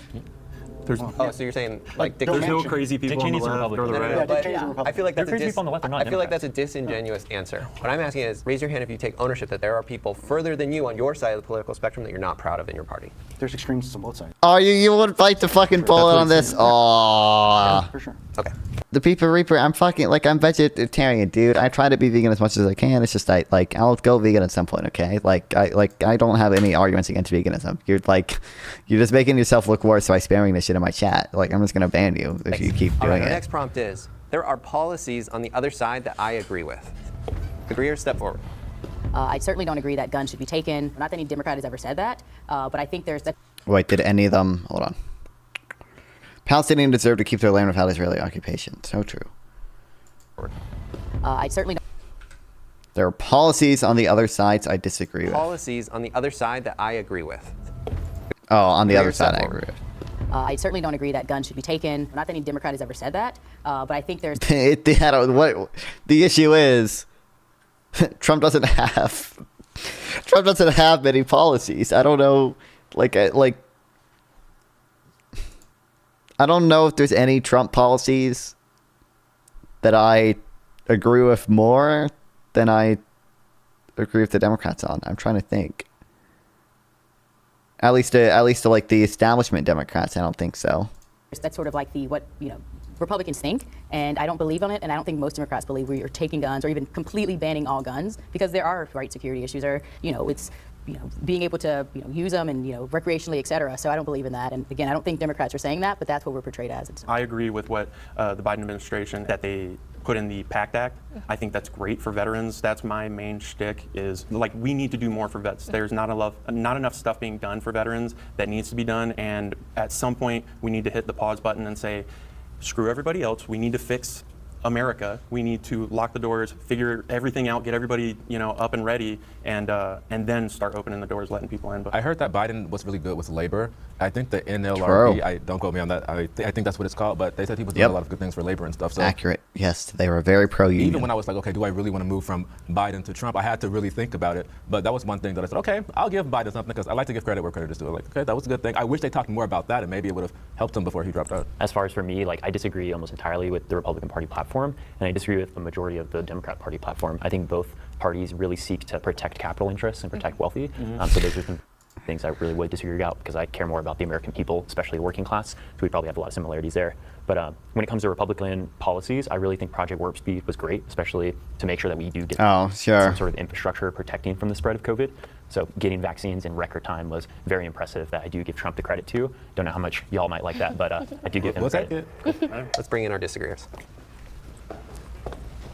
I just have trouble understanding sometimes what the policy is on the other side. Up until very Oh my recently, God, come Vice on, President dude. Harris's website was selling T-shirts and actually had no policies written on it. And so when asked about her policies, when they asked, are Americans better off now than they were 4 years ago, she'll That's just not a policy. question and start answering something else. So for me, I would like to know what the policy That's not a policy question. That's a descriptive question. That's are a like actually, and again, a lot of the stuff that she had said were her policies. Now she's come over to the right a little bit, which I think is a good thing. I think a lot of people should be coming over to the right. But I would like to have a list. I would like to know exactly, and actually they just polled American people. 70-something% of people, this was yesterday, on both sides said they're confused about what Vice President Harris's policies are. So damn, man, they should check her website or like listen to her interviews. both I sides. feel like she's been more clear about her policy than Trump has at this point. Like what policy did Trump lay out at the debate? All he said was shut down the border and drill, baby, drill. But we're already drilling, baby, drill. We already produce more oil than any other country in the history of ever. And like, I mean, the border, I don't know what he even wants to do in it. Like, he shot down the immigration bill. And as president, what would he do that Biden hasn't already? And so I would, before With saying, Biden's most recent executive order. you know, do I agree or do I not agree? What are the policies? I looked before we even started this. They're there. I mean, the policies are on there, right? She's talking about expanding the child tax credit. She's talking about True. getting the border plan back on track. I mean, she's talking about the opportunity economy. She's talking about supporting business owners. She's talking about making sure we have a middle class, right? I feel like most of us are probably, not to make an assumption, we're probably in the middle class. She's talking about helping us to elevate us, right? She's talking about taxing people that make like millions of dollars, right? And making sure people that make $400,000 and below their taxes aren't increased. And so I mean, it's there, and I think it would be beneficial if people did read it, right? Because there are good things in there, whether you agree with the candidate or not. She's trying to make sure that we, everyday folks, are able to have and live and sustain ourselves. And so, Okay, so on her website, there is a policy to give first-time homeowners and first-time home buyers $25,000. And I would assume you guys would think that's a good thing, right? The point I would like to make is a lot of Democrats, they prop this up as a really good thing. Like, look at all the money she's going to give to these people. First of all, where is this money going to come from? That's a fair question. Secondly, these are for first-time. Trump wants to do tax cuts, and he's not even like Trump's plans are probably going to increase the deficit by more than Harris's plans are going to increase the deficit. The only thing Trump really wants to do to raise revenue is right here. I probably have it just in here. Is fucking tariffs, and tariffs are not a very good way of raising revenue. They're like the most like regressive, shitty way to raise revenue, and they like you're gonna disincentivize trade. Meaning,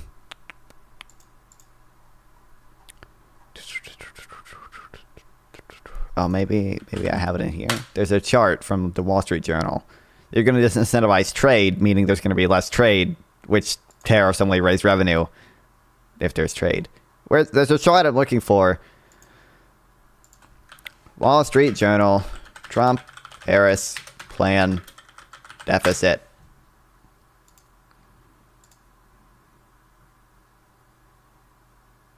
Okay, well, here's one from The Economist. You can see it says that, oh my fucking God. Trump would increase the deficit more than Harris would because of its tax cuts.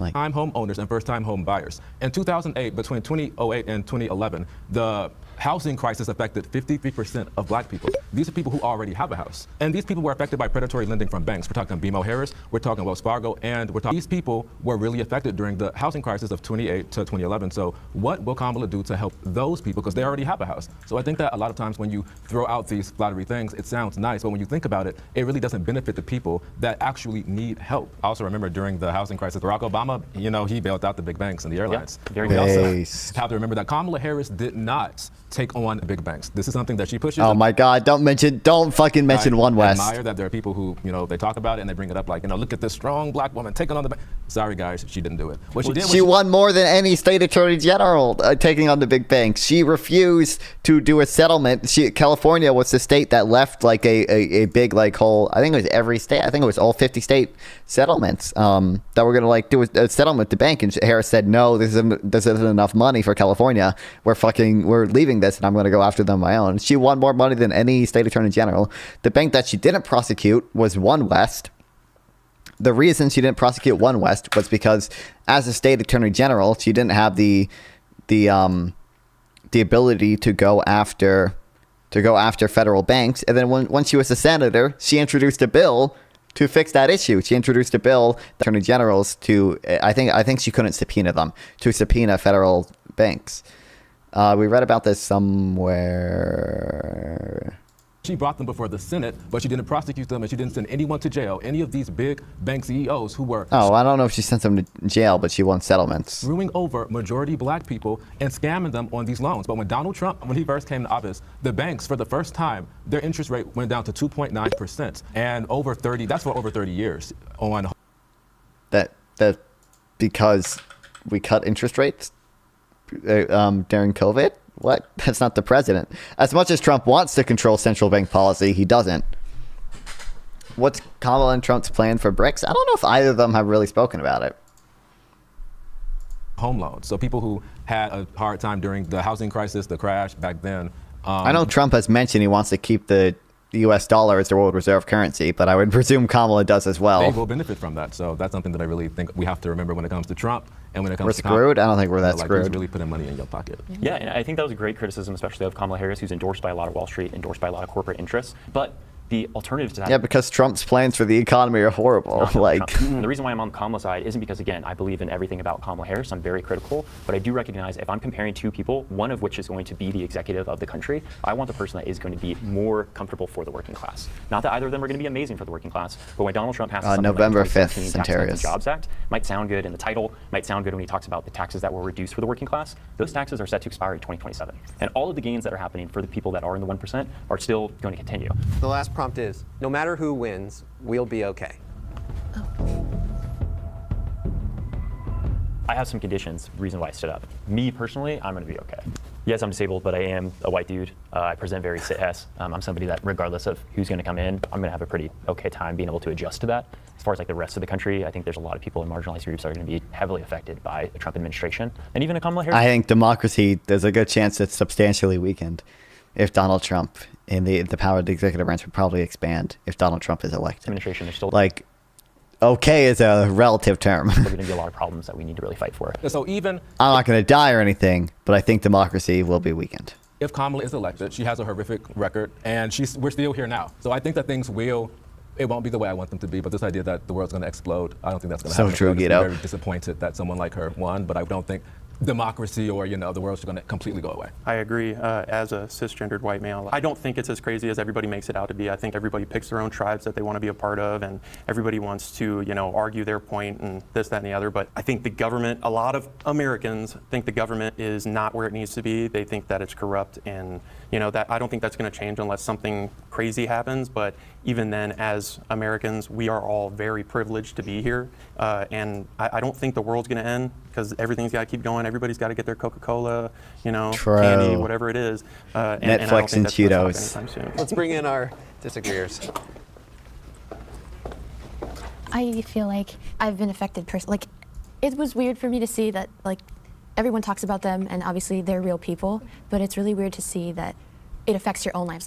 COVID was the first thing where it's wow, these people's decisions really do touch everybody's lives. So I feel that it's very important that it made me have that self-awareness and realization that these people's decisions and where we put these people is going to affect our daily lives in a sense. And that makes me feel then there is some importance, and we could be okay or not be okay based on who's there and who leads us or who makes those decisions or who is in that room at that given time when something is voted for. That's all very important, and those things do change our lives. So for me, it's two different buckets. It's domestic policy and it's foreign policy. And as somebody who's come first generation myself from Iran and also who has family living in Israel, as you've mentioned I three just times, feel like this yes. appeasement policy of the left, whether it was Obama or whether it was the Biden-Harris administration, the appeasement policy of the Middle East does not work. Since the last 3.5 years, by either direct payments or removing sanctions on Iran, Iran has been enriched by $150 billion. Direct payments? When did we give them direct payments? I'm not aware of any direct payments. According to the Foundation for Defense of Democracies, which is a pretty right-leaning source, by the way, they're a very pro-Israel source. President Biden has given Iran more than $50 billion in sanctions relief. However, much of that money has been designated for humanitarian purposes. Yeah, which is fueling all of these proxy wars, whether it's Hamas or the Houthis or Hezbollah in the north. And usually this money, it's sanctions relief in exchange for either some type of nuclear non-proliferation or prisoner exchanges, things of that nature. It's not like we're just handing them checks for nothing. We're giving them their own money back in exchange for benefits to U.S. citizens usually. And is causing real life death on both sides, right? So I feel like this appeasement foreign policy thing is absolutely a disaster, and that's one of the main reasons why I don't think we will be okay, because it is going to affect American lives. If there is a war there, which we've inched towards many times, it will be Americans. It will be real ground boots on the ground. Domestically, economically, I think that clearly we're not better off right now than we were 4 years ago, and I think these liberal Best COVID recovery in the world by far. Overspending that just increases inflation. And oh my God! But Trump is worse for the deficit. Like, us, regardless of which. Like, what did Trump do to reduce the deficit? Like, side of the aisle you're on is real. Secondly, I think that a lot of the policies that the left has that again are just wild. A lot of the gender transition in minors, as a plastic surgeon, I see it, and I think that that's a huge mistake. I think trying. What's up? Welcome to the stream. To separate kids from their parents or not having to get parental consent for transitioning a minor. The school has to call me when they want to give my kid Tylenol, and Newsom passed a law a kid over 12 doesn't have to involve their parents in the state of California if they want to gender transition, and I think that's California Law AB 1955, Support for Academic Futures and Education for Today's Youth Act, prohibits school districts, charter schools, other educational institutions from enacting or enforcing policy that requires an employee to disclose information to a student's sexual orientation, gender identity. Yeah, it's just. I mean, it's a dumb law, but it's a third assassination attempt. So I think that morally, trying to remove God. It's a dumb law, but it's not really what she said. She sounded like children could transition without their parents consenting to it, or like medically, but like really what the law is, which again is a dumb law. It's just like, oh, schools can't tell, or schools don't have to tell parents. They aren't forced to tell parents if a child is fucking using a different name at the school or whatever. Trying to talk down the nuclear family, which has been shown to give stability to kids, and really playing on people's mental health issues is going to be a disaster for this country. There's no choice in this election. There isn't. You say two people, no. There's only one choice. Because for me, like I said, January 6th is disqualifying. You can sing all the hymns you want. They never got to that. And call them hostages or whatever. These people brought a Confederate the flag J6 to the hostages. Capitol, and he defends them to this day. Yeah, that was the worst thing they did. I can't believe they would fly a Confederate flag. How does that even... He's talked about destroying the Constitution. Project 2025 is written by everyone from his former administration. Project 2025 would eliminate public school education. You want to talk about extreme? Trump himself said he wants to eliminate the Department of Education, so you don't even gotta resort to Project 2025 there. I left this country to go serve, and I came back with less rights than I had. I don't have another 4 years to gamble some of my rights. I just don't. And I don't care if Trump is saying that he does not support Project 2025. He's a liar. We've already said he's a liar, he's a businessman, a con man, whatever you want to call it. I don't have the time as a woman to play around with my health to get even less healthcare, access to healthcare for women's rights. Like, you get what I'm saying? Like, I just don't have the time to play with it. And so I feel like if you were really backing up a lot of the things that you were saying, like, it's easy to, like, you're contradicting yourself. Like, you're going back and forth. As a queer black person, my future is only safe under a Kamala administration. Amen. Trump has already shown with his Supreme Court choices, with the decisions, with his support of Project 2025, that he is willing to and has taken away rights from whether you're a woman, whether you're black, whether you're LGBTQ, and that's only going to erode under his administration. So I think if we want to be safe, Kamala's the only choice. That's where we're going to have to end our discussion. I see you all. We're all Americans. We have to acknowledge. I didn't even think about the Supreme Court, but yeah, I mean, like giving Trump the potential to replace. How old is Scalito? Scalito is her name? Who's the 70-year-old girl? Sotomayor. Alito is. I was combining two people. Alito is one of the conservatives. This girl, Sotomayor, I think is one of the liberals, giving him the potential to replace her. What's up, Nader? Welcome. Cloud Feed is 2024. True. The center is full of obscurity.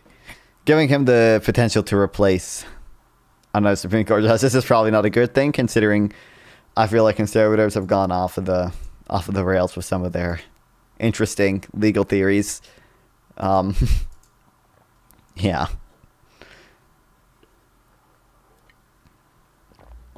Also, if we're asking who we trust more, presidential immunity, I think the obvious answer is Biden.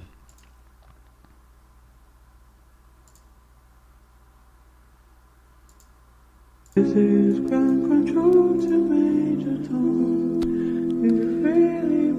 Don't trust any of them. Oh, it's a PPG. Fuck them all.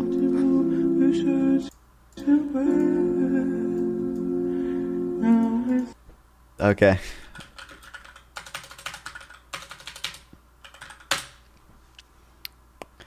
I mean, listen.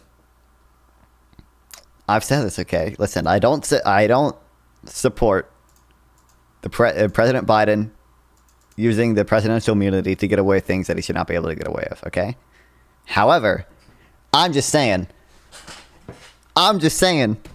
it would be really funny, just funny is what I'm saying, if, because the Supreme Court stopped Biden's student loan forgiveness, if President Biden just ordered the head of the Department of Education, that's an awesome emote, to say, hey, destroy all the records of who owes student loan debt so we can no longer collect it because we simply don't know who owes it. And he can't be prosecuted for that. The court can't even review it because it's within its conclusive and preclusive constitutional authority to do so. I'm just saying it'd be funny. It'd be a nice opportunity for a little trolling. That's what Biden would do if he's based. He would do a little trolling. All right, I saw there's some... Did Israel use a nuclear weapon in... Twitter misinformation about this. Israel and Lebanon are still doing their thing. How fun. And Ryan Macbeth is here to correct the record, as always. Lebanon. So this popped up on X, formerly known as Twitter, on September 21st. And I've had enough people write me and ask me if this is true that I figured I would make a video about it. No, Israel did not use a nuclear weapon in Lebanon, and there are a few reasons why we know that. To start, I am in San Francisco right now. I'm going to dinner with Jordan Harbinger in a few hours, and then I'm heading back to D.C., but I think I can knock this out real quick. First off, it has never been confirmed that Israel actually possesses nuclear weapons. Now, if I were a betting man, I would say that it is likely. They do have 2 research reactors, one of which might be used to manufacture plutonium-239, but we really don't... They almost certainly do. I mean, like, I don't think it's ever been confirmed. But the Patriot attack is against international law, though. From my reading, it probably is against the booby trapping thing. No, yeah. Israel isn't telling. But leave that aside for a second. Actually, I wonder if the West Point Both the U.S. and Russia, has and their for that matter, analysis the out yet. entire world, have a vested interest in knowing whenever a nuclear weapon explodes. This goes all the way back to September 24th, 1996, and the Comprehensive Nuclear Test Ban Treaty. That treaty's goal was to ensure there would never again be a nuclear detonation in the world. Although a number of nations, including the U.S., have not signed the treaty. I believe the only nuclear detonations since that treaty have been from North Korea. But that being said, both the U.S. and Russia have satellite and terrestrial systems that are designed to detect nuclear explosions. The U.S. There was some I think there's there's a few different videos about this from YouTube content farms. Like in the 1970s or whatever, there was I think it's called a double flash detected by these satellites from what we think is a nuclear bomb. Most people seem to think it was a joint nuclear test from South Africa and Israel. There's a system called NUDET. It's never been confirmed, but I believe it's called OCA, although I think there's a new one called EKS. So if Israel had detonated a nuclear weapon in Lebanon, the nuclear-armed states of the world would have known about this within minutes. The Vela incident. And the general public would have been informed about this within hours. There is no reason to kind of keep this a secret. There also would have been a hell of a lot more cell phone video, and if there was any radioactive fallout, this would have been detected by people. And don't forget, there are nuclear power plants all over the world. When nuclear power plant workers go into work in the morning, they actually have to go through a radiation detector. That's one of the ways we knew that Chernobyl had exploded, because I think it was nuclear power plant workers in, I want to say, Sweden. They were going into work, and they were coming up hot for radioactive particles. And that's one of the ways we figured out that Chernobyl had detonated. So if there was any sort of nuclear explosion after a day, it is now the 22nd, we would know about this by now. Now, finally, I have to talk about how nuclear weapons really aren't that useful. And I say this whenever some screaming idiot says, what if Russia goes nuclear in Ukraine? And note that whenever somebody says, what if Russia goes nuclear, that's the first clue that they're a screaming idiot and haven't actually thought through about what this actually means. So there's really only 5 cases for using a nuclear weapon. The first is that you would use a nuclear weapon to break through enemy lines. We actually practice this. You would use a nuclear weapon to stop an enemy advance. You would use a nuclear weapon to destroy an underground bunker or some kind of facility. We're talking about a deep underground bunker, like Taiwan's military command center. You might use a nuclear weapon to destroy a naval task force, like an aircraft carrier task force. And you might use a nuclear weapon to destroy a forwarding site or hit an amphibious landing if you're being invaded. Basically, any kind of last century wonder weapons. So, tell me, of those 5 scenarios to use a nuclear weapon, which is the operational case in Lebanon? And, they have bunkers. The only thing I can think of on that entire list is number 3, destroying an underground bunker. And when you kind of think about it, like, you wouldn't just use a nuclear weapon to destroy an underground bunker for the lulz. It would have to be a very deep bunker and a very important bunker. Maybe I could see Israel using a nuclear weapon to destroy some kind of underground Iranian nuclear facility, but those facilities just don't exist in Lebanon. Or maybe I could see Israel using a nuclear weapon to destroy a concentration of Iranian ships when those ships are out at sea. But that's just, it's such... What's funny is they don't need to, because Israel just assassinates Iran's nuclear scientists. It's an unlikely allegedly. Scenario. Iran's navy isn't really that much of a threat unless you're located in the Persian Gulf locally. So I can't really see that happening either. So just remember this. When anybody claims that something is a nuclear weapon, just go through those 5 use cases. Are they exploiting a breakthrough? Are they trying to stop a breakthrough? Are they trying to hit a deep underground bunker or facility? Are they trying to hit a naval task force? Are they trying to hit an amphibious landing or forwarding site? One good example, that Ukrainian breakthrough in Kursk. That actually would have been an ideal case to use a nuclear weapon to stop that breakthrough, if you didn't mind using a nuclear weapon on your own soil. On your own territory. That would have been a use case to use a nuclear weapon, and Russia didn't do it for a number of reasons. So if the footage that you're watching doesn't match one of those 5 things, the thing you're seeing probably isn't a nuclear weapon. And one final thing. You know, Elon, I love my Tesla, but shame on you for allowing this misinformation to continue. Yes, free speech is important. I 100% agree that free speech is important. But I showed you how to stop these bots from spreading some demonstrably false information. You can use vector maps, and you chose to ignore me. This story has been going on for a day. People are still posting false information that has been proven false about using a nuclear weapon in Lebanon. You could shut this down like that. Visit my GitHub. The code is there to fix it for free. Freaking use it. Exactly what side are you on? Dude, I don't control the YouTube censorship. I can control the Twitch censorship, but not the YouTube censorship. Really not the side of the truth. Or maybe you only hire crappy programmers. I don't know. I'm on the fence. Thank you for watching. Oh, wow, Daddy, cigarettes. If I smoke these, I'll be...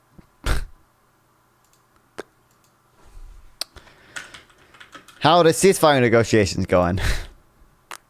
The U.S. believes Gaza's ceasefire deal unlikely in Biden's term, Wall Street Journal reports. From Middle East foes, diplomacy takes a backseat to military force. U.S. believes the same thing. Fucking moderated. Oh, he said fuck Israel. Doesn't like it. What's up, Bob Marley? Welcome back. November ceasefire in Gaza collapse after Hamas lied about female hostage. Ceasefire deal unlikely before President Biden leaves office. Newspaper cited top-level officials in the White House, State Department, Pentagon without naming them. Those bodies did not immediately respond to requests for comments. I can tell you that I do not believe the deal is falling apart. So that Anthony Blinken said 90% have been agreed upon.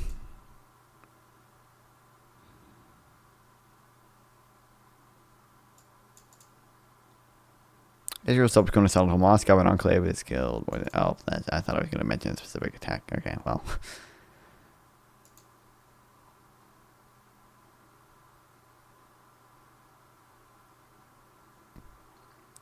They aren't war crimes to deny the enemy future occurrence. Oh, no, yep, we know the native position.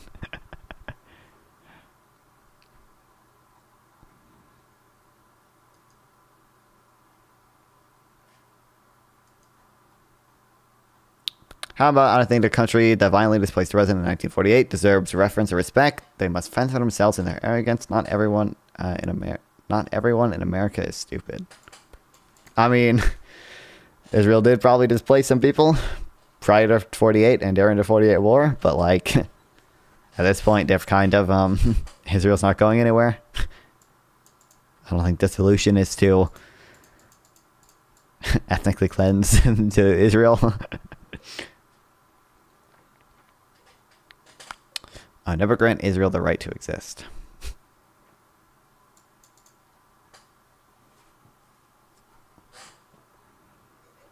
clipped. What? Oh, of me saying I will never grant Israel the right to exist.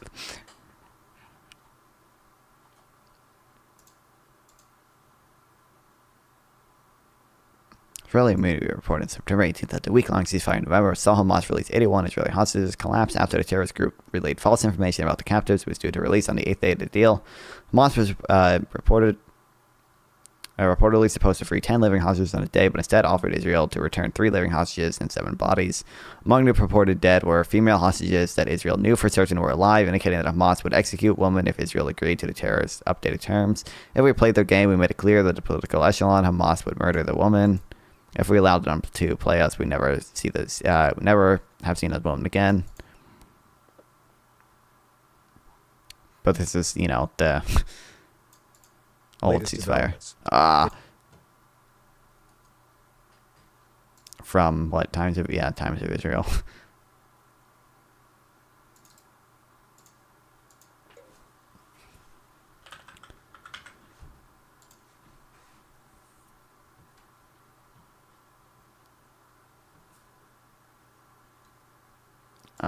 I don't know if I never went through most of these things, did I?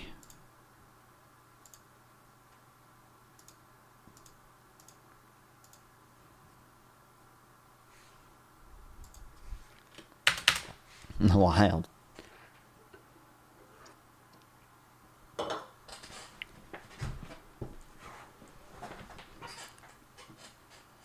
Okay, what else do we have?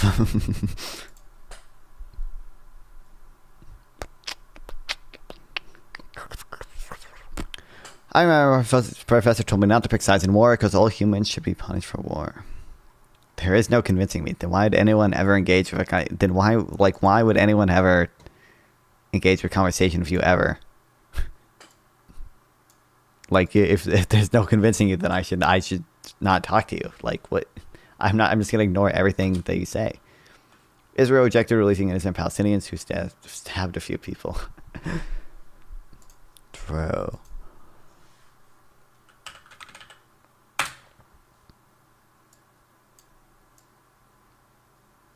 How will you say Midwest towns without mass immigration?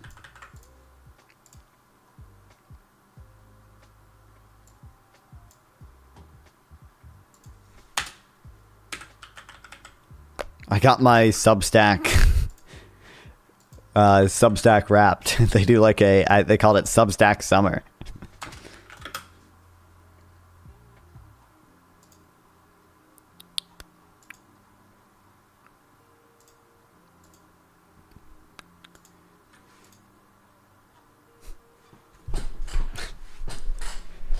"76 posts read, 183,000 words. No opinion at number 1, obviously. Sam Harris at number 2. Scott's mixtape is at number 3, but I really don't think I actually read that much of his stuff. I think I really only read the one minimum wage article he did. I don't really know why he's number 3. Maybe it's because I went there multiple times, but never finished it until recently. I don't really know.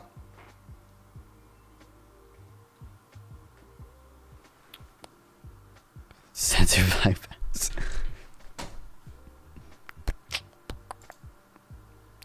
Opinion about immigration in America depends very strongly on the type of immigrants that are being considered. For example, people really love high-skilled immigration, but at the same time, people really don't like illegal immigration.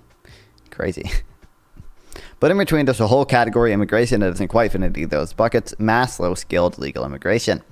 This is when a large number of people come to America who aren't entrepreneurs, engineers, or doctors, but who came through perfectly legal channels. They could be refugees, or people who get asylum, or people who come through programs like temporary protected status. There could also be people who came in via other immigration channels, but who decided to move en masse to a particular destination within America. For example, a bunch of Latino immigrants who have been living in Southern California and Arizona suddenly decided to move to a small town in Iowa. In that case, they didn't directly immigrate to a particular town. They stopped off somewhere else first, but to the residents of the town, it feels like they did. We don't have a lot of polling about how Americans feel about this latter type of immigration, particularly because it isn't well defined, but it's definitely important. It's the type of immigration the Trump campaign raged against in the recent fracas over Haitians in the small city of Springfield, Ohio. And it's the type of immigration that Trump raged against back in 2016 when he targeted Somalis in Maine. In fact, mass low-skilled immigration has become pretty common in small cities and rural areas across America.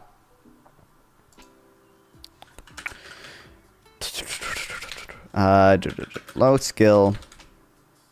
Okay.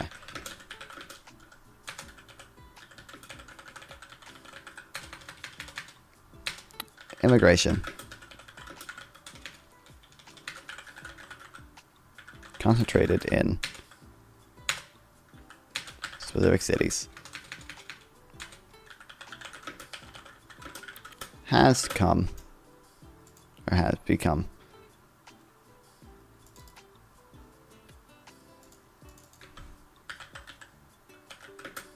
I don't know how to spell specific.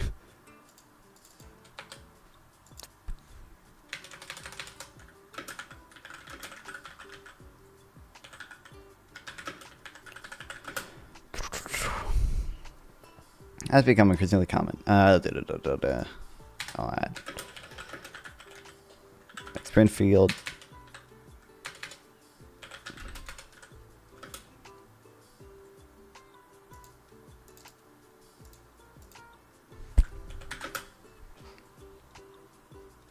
Bruh.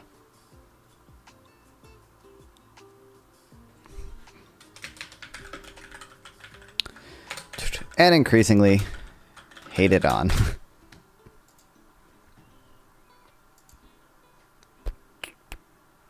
You're competing with PPG.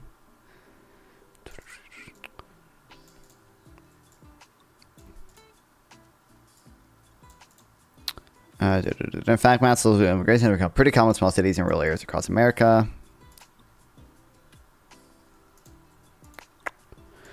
There are a few key facts we need to understand mass low-skill immigration. First, the U.S. government usually isn't the one deciding which towns these immigrants move to. For refugees, we have the Office of Refugee Resettlements, which works with a bunch of nonprofits to place refugees in specific locations. But this isn't the Soviet Union. We don't have a law specifying where you're allowed to live.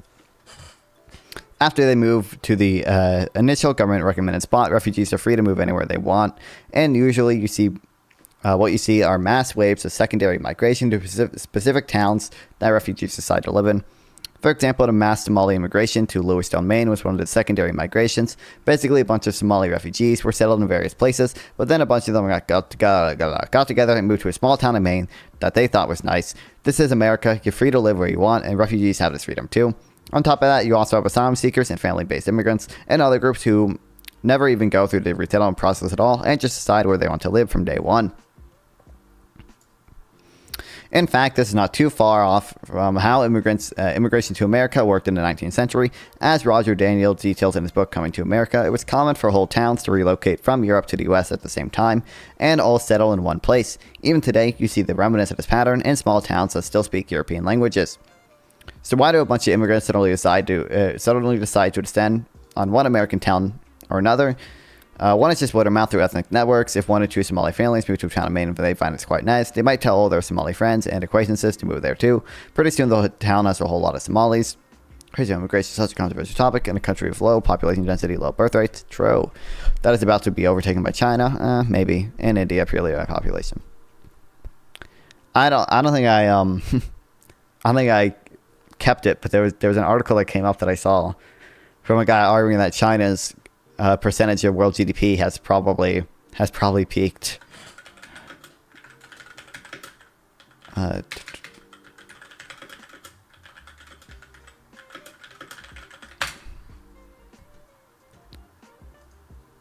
Have we seen peak China? More comments most replacement empirical findings inspired by noodles like gravitation. Hold that trade and investment between two countries proportional to economic weight. I don't know. There are arguments being made that China percentage of world GDP might actually have peaked. I mean, people thought we were going to be overtaken by Japan for a while. Another big reason is job opportunities. In the late 19th and 20th centuries, American industry dispersed out of a few big cities, aided by new highways and railroads. Factories plunked themselves in small towns all across the heartland of America. Small cities grew up around them. Most of these factories were in pretty simple, labor-intensive industries: food processing, lumber processing, metal manufacturing, and the like. All they needed was some cheap land and some cheap labor, and a railroad or highway to sell their products to big cities and beyond, and they were good to go. The cheap labor was often immigrant labor from Europe.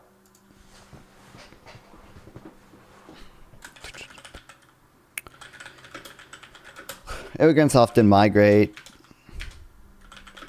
to towns that have what terms should I use? Similar migrant, the same ethnic group of migrants that have I don't know, other migrants there already, and job opportunities in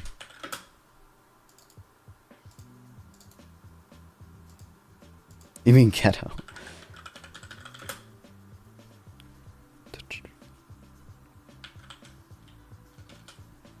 Job opportunities for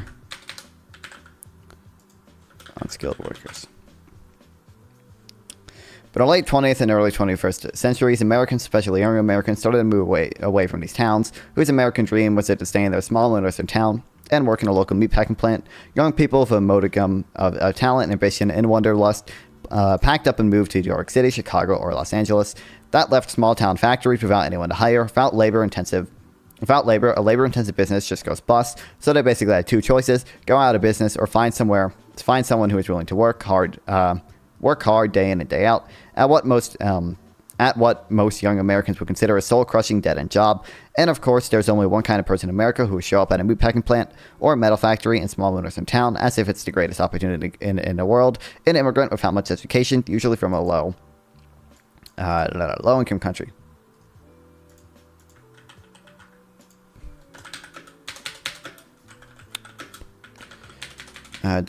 Many young Americans.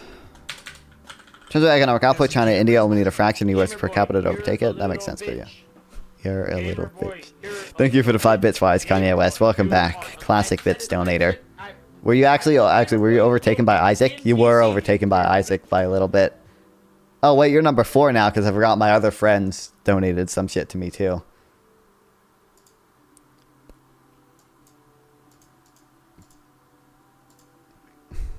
You're right, Bob Marley, because obviously they have a larger population, but like, actually since COVID for 5 years now, our GDP growth has been super high.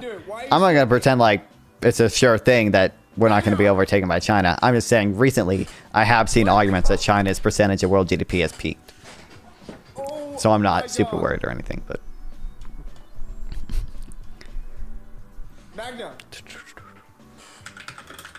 I packed up and moved away.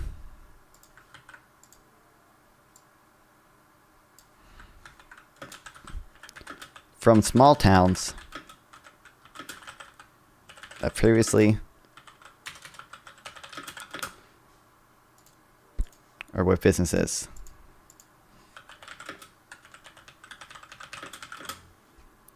oh shit, non-fawn.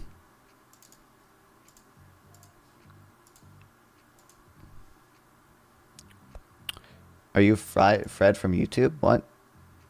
Oh, the Fred from YouTube. Yeah, I am. Believe it or not. I was the OG YouTuber.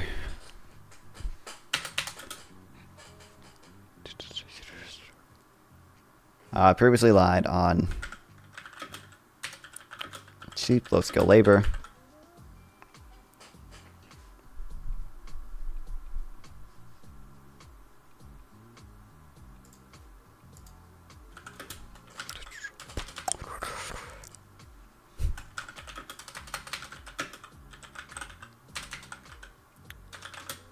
This leaves businesses with 2 choices. Go out of business or find someone who's willing to work a hard job day in day out. At Western Americans we consider a dead-end soul-crushing job.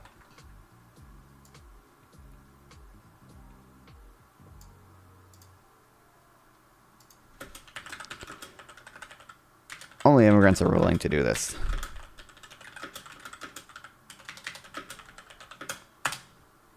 The stream. I don't know why my stream deck. I have to disable the stream deck fucking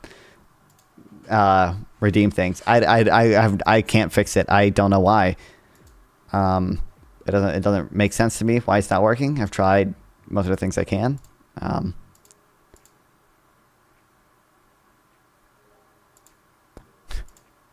I know you guys must be so devastated. Here.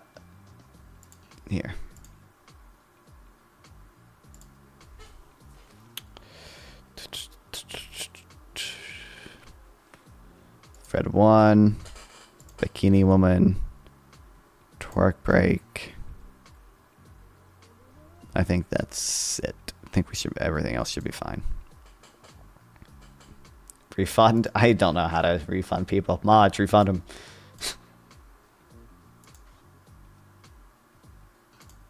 Here, I can. No, that's the prediction. I don't know.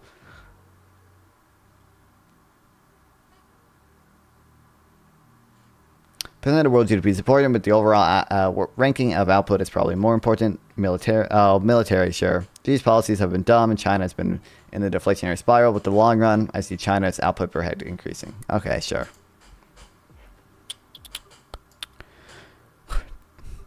If you're a poor immigrant from a low-income country like Honduras or Somalia or Haiti or Laos, or even poor parts of Mexico, the chance to live in a first-world country like America and work a relatively clean, relatively safe factory for $14 an hour is the chance of a lifetime. You've really made it if you can do that. Someone in a small-town factory owner needs labor, starts hiring workers with an immigrant group. They quickly tell their friends and family, and the factory fills up with immigrant workers. This is what happened with McGregor Metal in Springfield. A similar thing happened to farms and farm workers.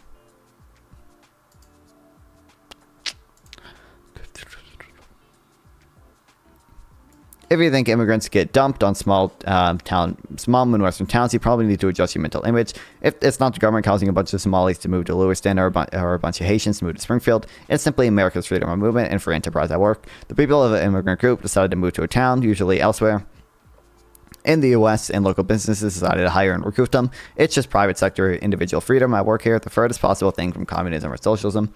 In fact, the only way you could prevent this type of mass flooding or dumping of low-skill immigration into small heartland towns would either be A, keep them from coming into the country at all, or B, institute some kind of communist-style internal mobility restrictions. Obviously, MAGA people would prefer to do the former, but because immigrants tend to concentrate in specific locations, mainly to be around people who speak the same language, you'd have to essentially cut off most or all low-skilled immigration in order to make sure no towns in America get flooded with immigrants. Again, this is exactly what MAGA people want to do.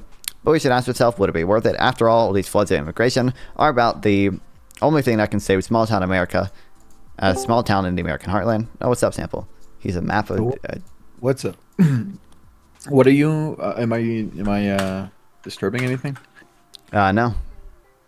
Okay, I'm just telling you, I just finished watching a movie called 12 Angry Men. Yeah. It's great. It's 10 out of 10. And I recommend it. I recommend it really, really, really much. A lot. I'm just saying. It's a great movie. Really much? Yeah, a lot. Okay, I don't know. Really, really well? I don't know. What would you say?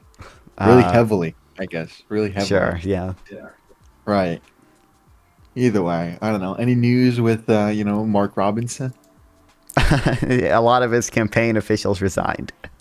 Really? Oh, that's great. Yeah, his senior advisor resigned, his campaign manager, 2 of his campaign managers resigned, and his finance manager resigned as well. So it's all because of self-interest. I don't buy for a second that a Republican would. Well, maybe some would, but God, I mean, you don't see Trump denouncing that. You don't see any high officials. Yep, it's wild. Denouncing that. So it's just they're just doing it to save their asses, most likely, because they don't want to be associated with a black Nazi. Yeah, I don't know. Just saying, that movie is great. It's philosophical, really. It's about a jury, okay? There's I know the premise, yeah. Oh. I haven't seen it. Is it a famous movie? Yeah, kind of, yeah. Oh, I've never heard of it. A friend recommended it to me, and I've never heard about it before. So, okay. Well, if it's famous, I recommend it. But it's a great movie. I just watched it. It's great. But yeah, okay, well. I just wanted to pop in and say that because I'm gaming some friends. I don't know. I was gaming a friend about that. And I was like, "Oh, non-funds live. Let me tell him." But yeah, well, either way, I'm excited, and we're 44 days or 43 now. days from the election. So yeah, damn, that'll be exciting. Yeah, crazy. Big fights. Well, see ya. Talk to you later. Yep. Thanks. Yeah. The number of declining places has accelerated in recent years. It now includes big swaths of Great Plains, Midwest, Deep South, and the interior of the Northeast. This is due to a combination of factors, both fertility decline and a greater desire for city living in our main ones. There are certainly some flourishing and growing places within older regions. I just named, but there's also a whole lot of orange and red on the map. Springfield, Ohio is one of them. Here's a chart from the population of Clark County, of which Springfield is a county seat.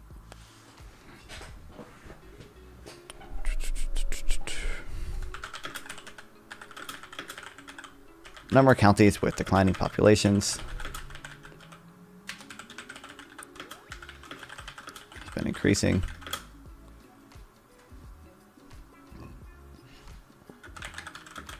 Mainly in just these types of towns.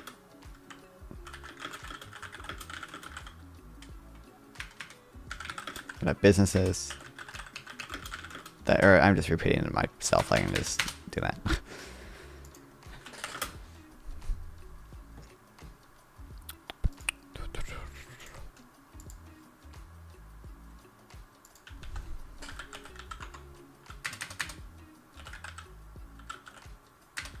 Springfield, Ohio was one of these towns.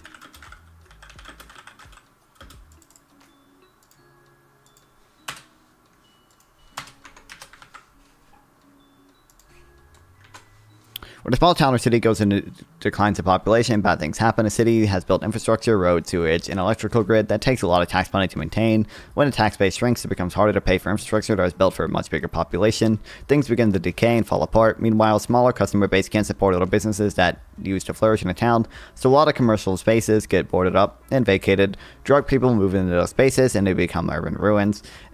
Drug people? A pair of despair and pall of despair settles over the whole town. A lot of bad things happen. 2 cities with shrinking populations.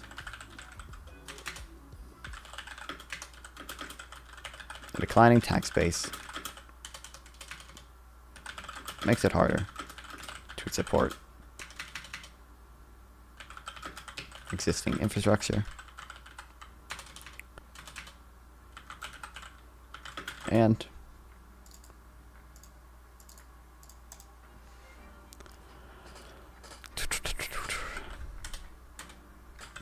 decrease consumer spending,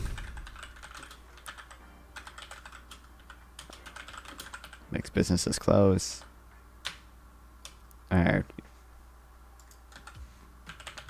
businesses can't support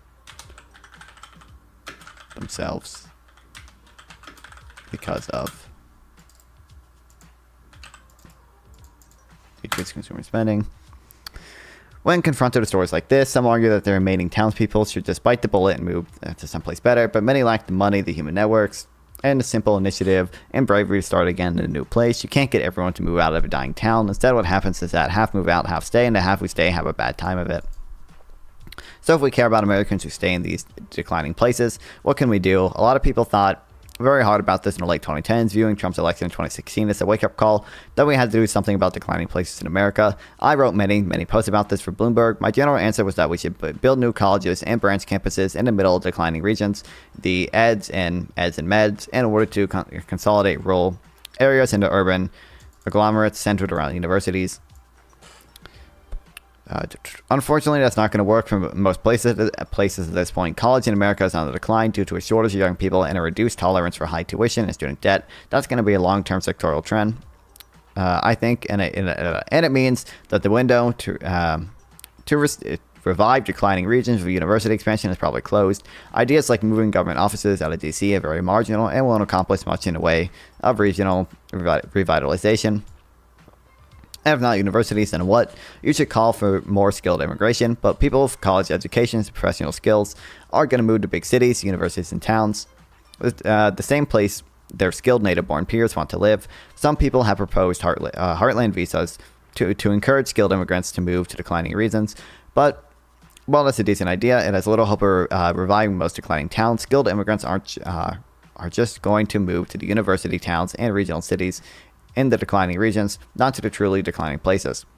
And there's just too few skilled immigrants to make a big difference in the population anyway. What's up, Golden Snake? Welcome back.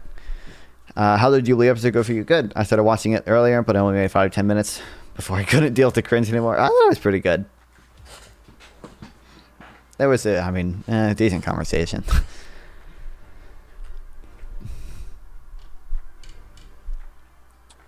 I don't know. I don't like the one insane, like, super, like, pro-Israel girl. On the one side, I think the one black dude on the pro-Trump side was good. The other one on the pro-Trump side just doesn't seem to know that much. I want to get her on stream.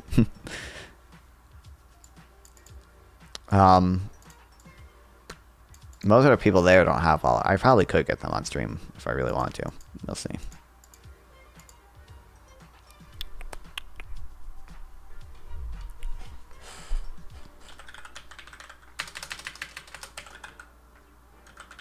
Increased skilled migration.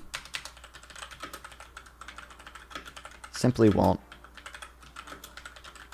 help these places. Skilled migrants move to the same cities that their skilled peers live. Skilled native-born peers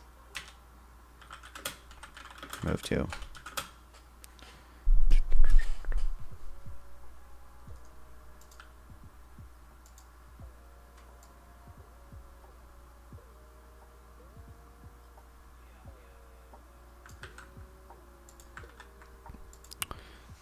Heartland visas that encourage migrants to move to declining places or declining regions.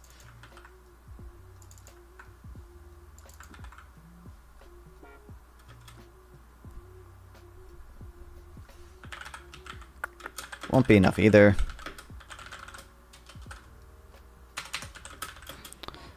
Skilled immigrants are just going to move to the university towns and regions in the declining regions, not to the truly declining places. This pretty much just leaves us with one option: mass low-skill immigration. We know from experience that mass low-skill immigration can and often does restore declining heartland growth. Here's a description from a report by FWD.US, a think tank founded by Mark Zuckerberg. Russellville is a county seat of Franklin County, Alabama, a county in the western foothills of the Appalachian Mountains. There are 6,000 plus immigrants and their children who, over the span of the last several years, have come to call Franklin County home. Russellville's longtime public librarian describes the downtown transformation. We saw an influx of immigrants moving to the area for looking for work, and they started opening little shops, grocery stores, furniture stores, restaurants, bakeries, places like that. We've seen an entire downtown area be brought back to life. And the majority of that revitalization can be attributed to the immigrants who moved here. Franklin County was experiencing demographic changes as recently as 2010. During the preceding decade, about 2,000 people, about 6% of its population, left the county for other locales. Between 2010 and 2020, the number of new immigrants offered the population growth the county needed to enter 2020 above 32,000 people, a sizable increase over 2010. Immigrants have been drawn to jobs at meat processing plants in the area, but they all have also started new businesses like La Nina and have established new churches for the growing number of Spanish-speaking congregates. I don't know how to pronounce this. Also, churches don't pay taxes. Stories of other small towns that have received a bunch of immigrants in recent years are all the same. At first, the newcomers are met with suspicion and apprehension, and schools struggle to do for sudden influx of ESL kids. But as time goes on, small town residents experience the optimism of return to local growth, and most of them warm to the newcomers. The town gains a local ethnic flavor, and many people are either happy about the change or at least accepting of it. In fact, we have systematic evidence that this is a standard pattern.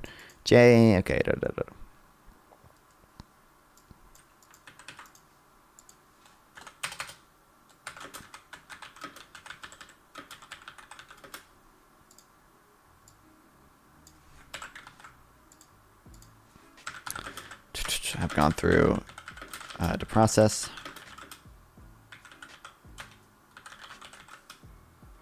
Of accepting more immigrants.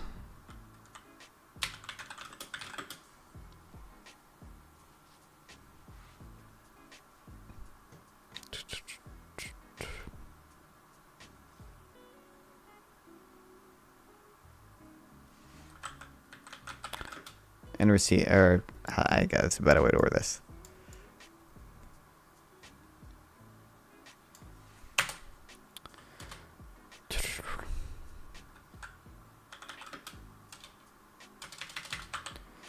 Have received an influx of immigrants.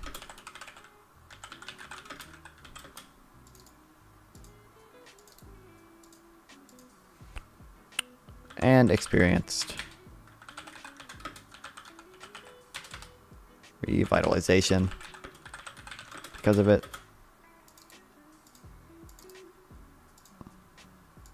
A revitalization because of it. Take, for example,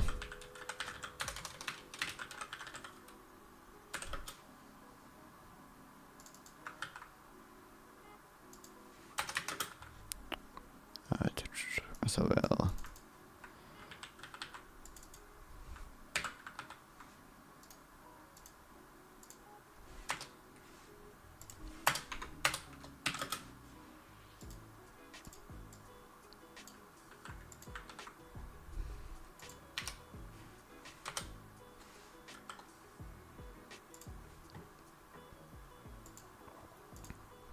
Oops.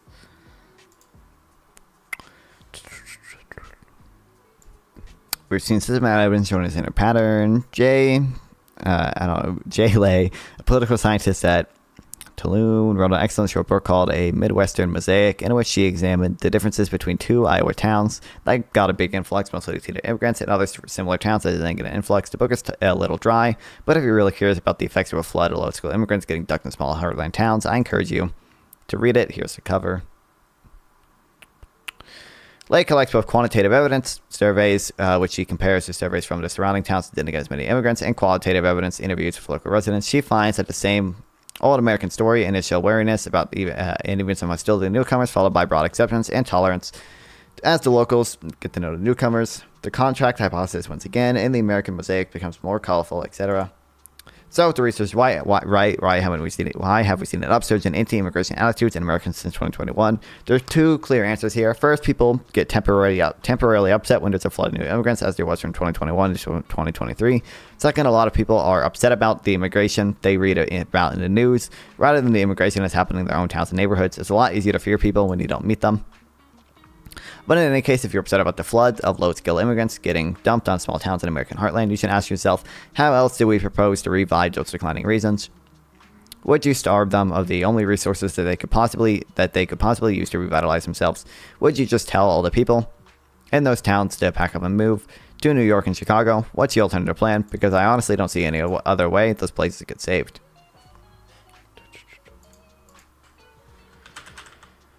Okay.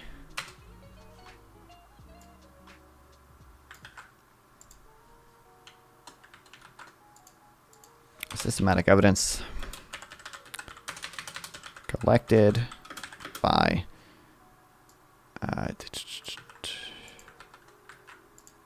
this bitch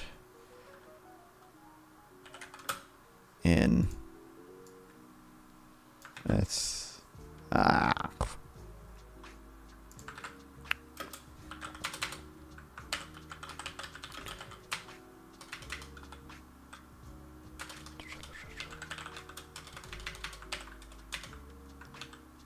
oh my god. I swear I hit Control I so many times. Control I. Okay, thank you, Notion. Shows it is common.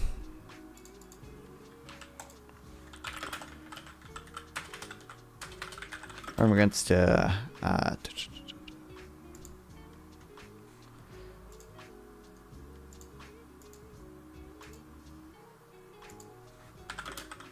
be met with suspicion at first.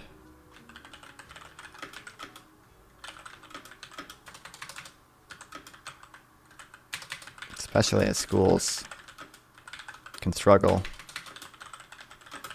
to deal with the influx of new ESL students.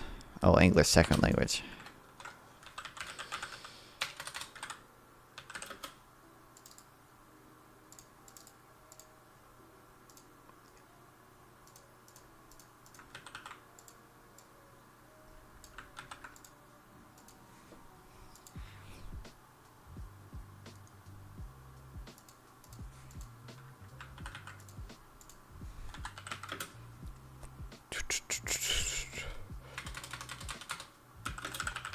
However, as time passes,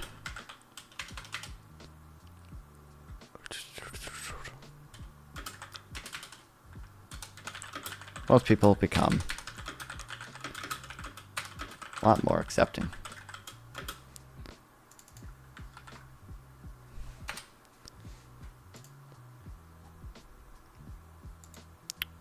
Wild.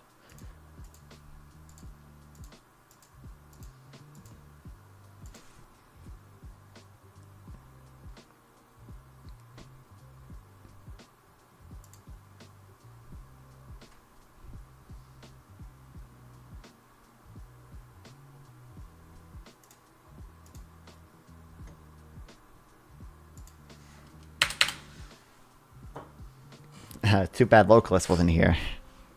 I'm sure he would not have liked that story.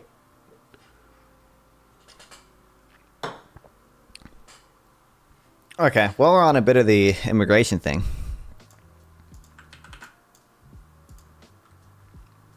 Overdose deaths have plummeted, saving thousands of lives. I think this is talking about fentanyl. I'll probably put it in immigration just because people will mention fentanyl whenever immigration comes up, so.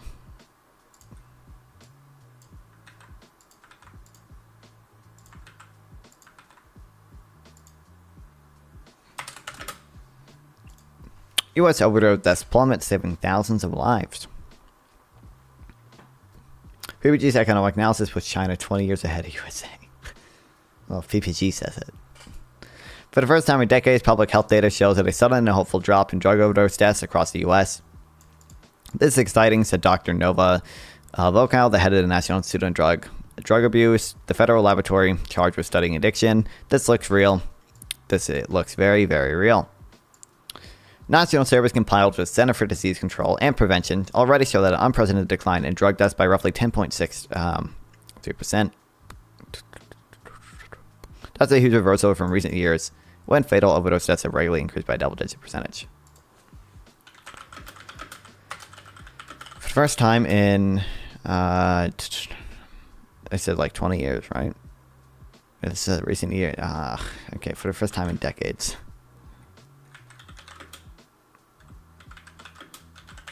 Data shows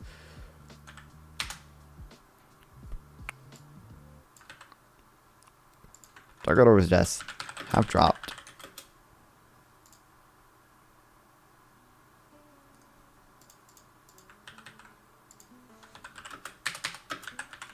by about 10.6%, 106%, 10.6%.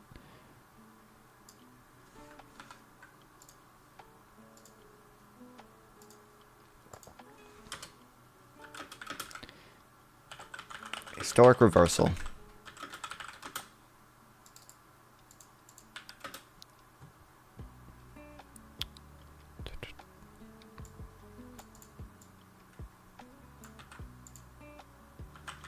From recent trends where fatal, I need that link.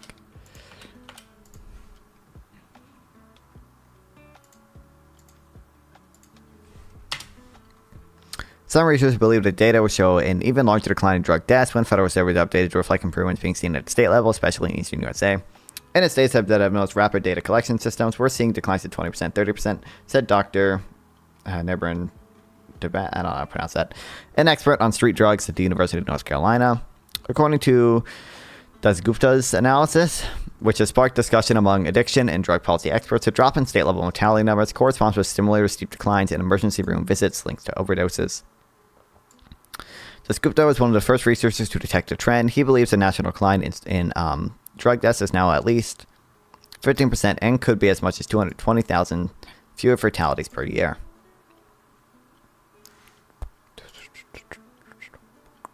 Your policies are like Santa Claus. Welcome back, Jubilee. Today, I have so much hope. After years of wretching drug deaths that have seemed open and unstoppable, some researchers, frontline addiction workers, and members of law enforcement and people using street drugs voice caution about the apparent trend. Roughly 100,000 deaths are still occurring per year. Street drug cocktails, including fentanyl, methamphetamines, I don't pronounce that one, and other synthetic chemicals are more poisonous than ever.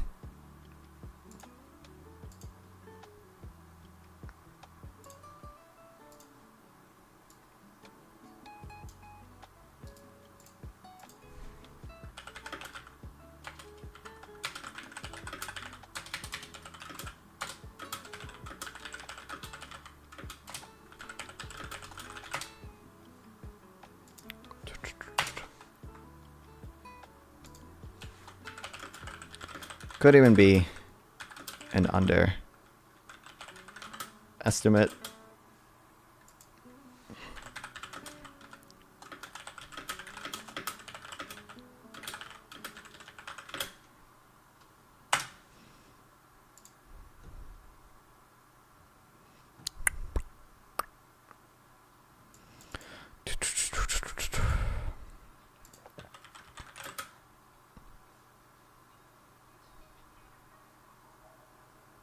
The most rapid data collections.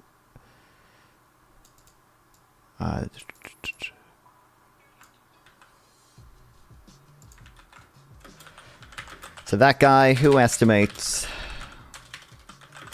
that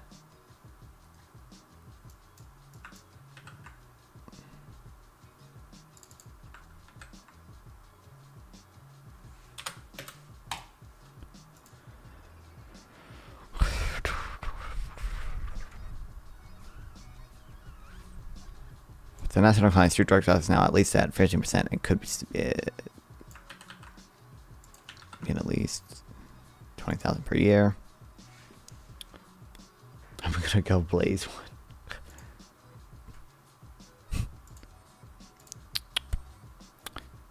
Okay, but that I think we should be careful. We get optimistic to see a slight drop in overdose deaths. Set a federal drug interdiction program in the Atlanta, Carolina region. The last thing we want to do is spike the ball. But most public health experts and some people with addiction told the NPR that they believe the catastrophic increase in drug deaths that began in 2019 have ended, at least for now. Many said a widespread, meaningful shift appears to be underway. Some of us have learned to deal with the overdoses a lot better, said Kevin Davidson, who used fentanyl and Xanine or whatever on a street of Burlington, Vermont. According to Donaldson, many people using fentanyl now carry naloxone.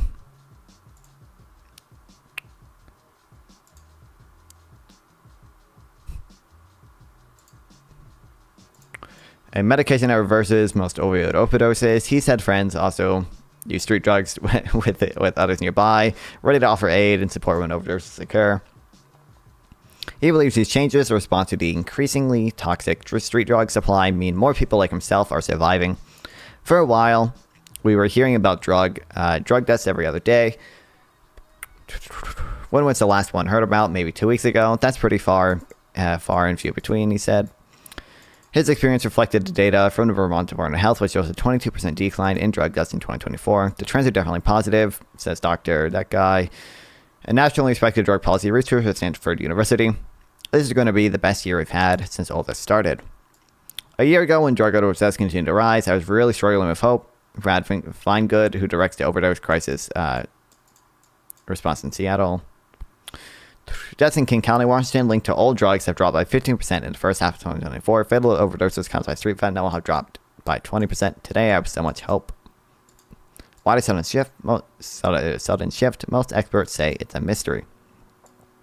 While many people offer theories for the recent drop in deaths happening at unprecedented speed, most experts agree that the data hasn't yet provided clear answers.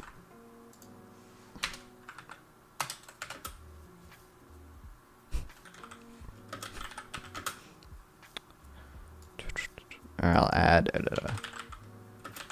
Most experts agree. We don't have clear answers.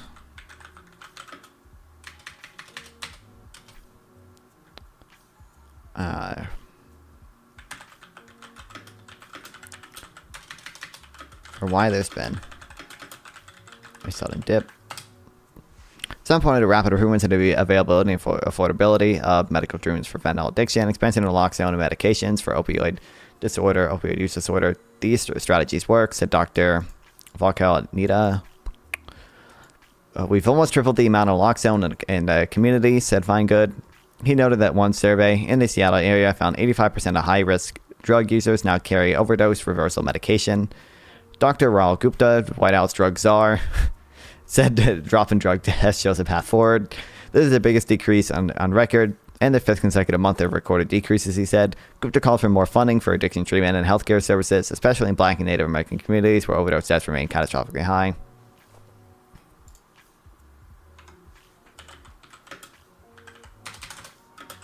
It's likely some of it is because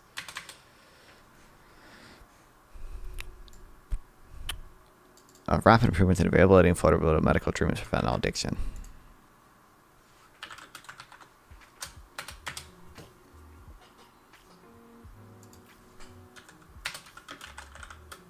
More people carrying naloxone.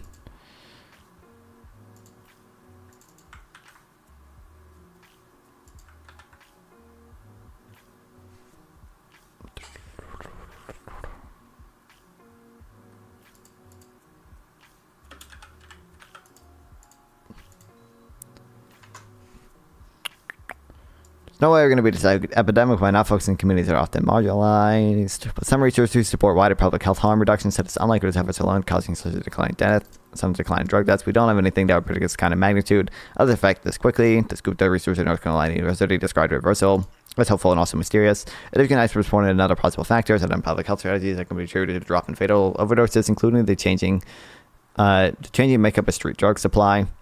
Fentanyl may be harder and less pure in some areas because law enforcement efforts targeting Mexican drug cartels. Makeup of street drugs. It's also changed. The chemical, whatever, is being mixed with fentanyl by drug gangs, while toxic in humans, causing lesions and other serious long-term health problems. How do you pronounce this?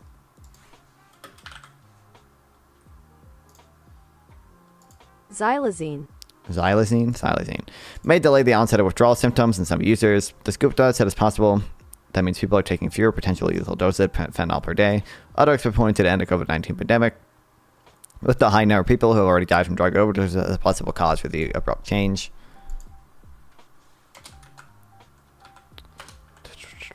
COVID also ended. Many drug users. These are separate things.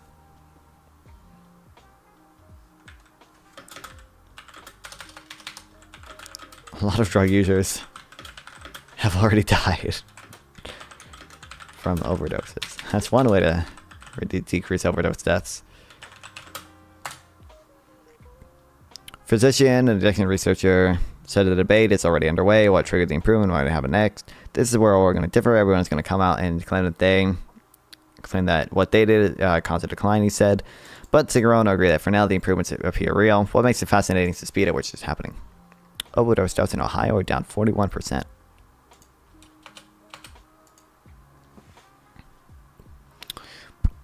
Indeed, in many states in the eastern and central U.S., where improvements are the largest, the sudden drop in drug deaths stunned some observers who lived through the darkest days of the fentanyl overdose crisis.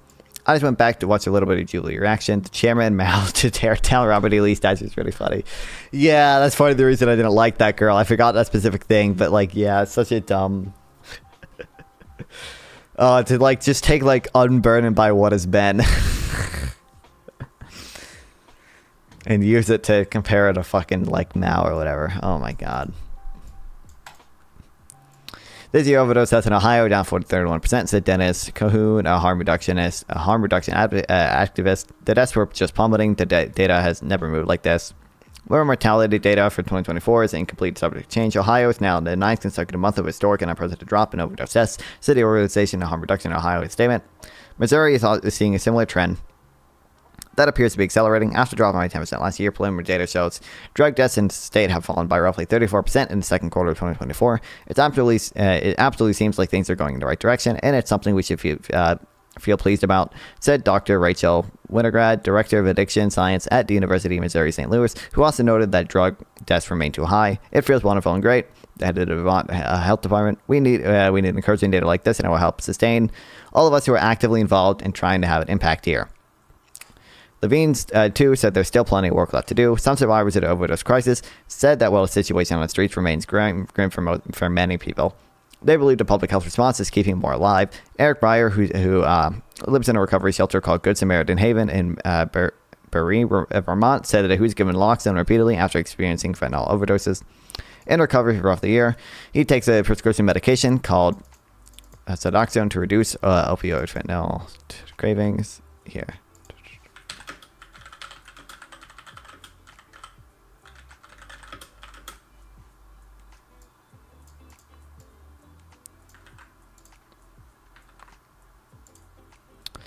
He told NPR, it's probably a 100% chance he would have died without the medical help that is now far more widely available. I'm happy to see people's lives being saved, but on every street I see somebody in the middle of an overdose that could potentially be fatal, Breyer said.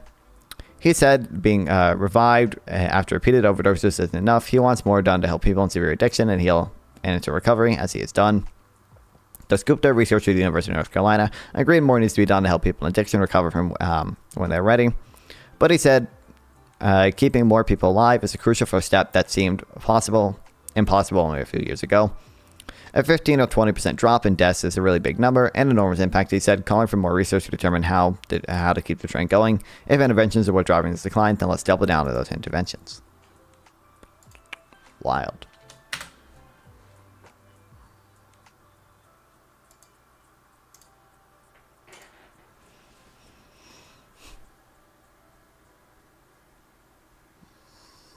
Well, that's good. Although obviously we don't know why, so.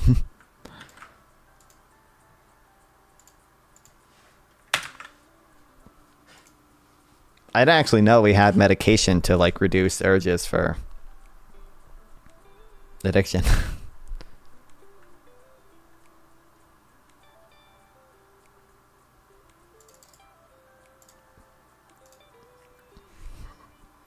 As we legalize heroin and but ban Narcan, self-solving problem. True.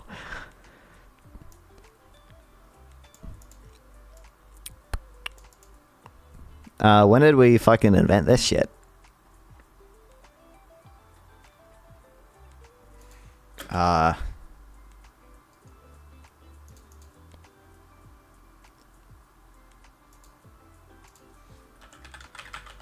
Invention.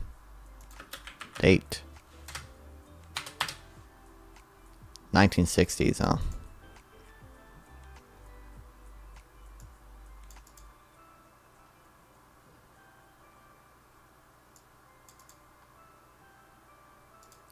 It's so based that we are able to fucking engineer our way out of health crises, like with Ozempic and this shit too.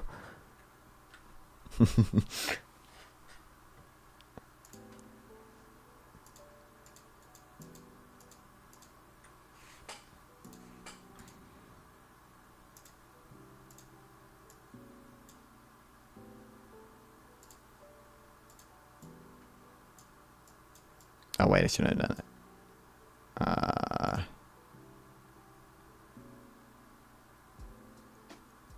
Hello.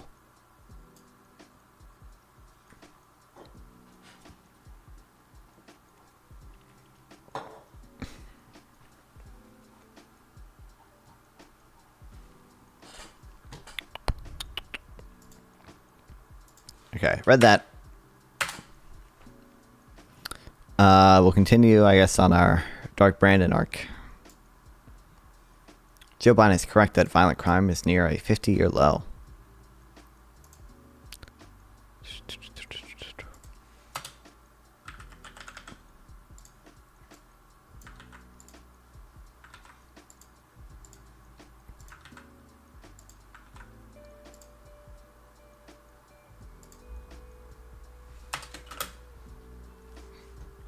Republicans argued that Biden is responsible for high levels of crime. He has responded by saying that violent crime has fallen. He's right.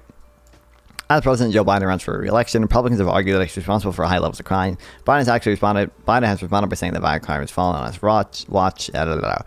In May 15th remarks at a National Police Memorial Service at the U.S. Capitol, Biden told his officers and other attendees, "You risk your lives every day for the safety of the people you don't even know. That's why each of you, each and every one of you, is a hero. It's no accident violent crime is at a near record 50-year low. Official FBI data on crime tends to lag, but available measures show overall violent crimes have fallen during Biden's presidency. But is violent crime near 50 years low, as Biden said?"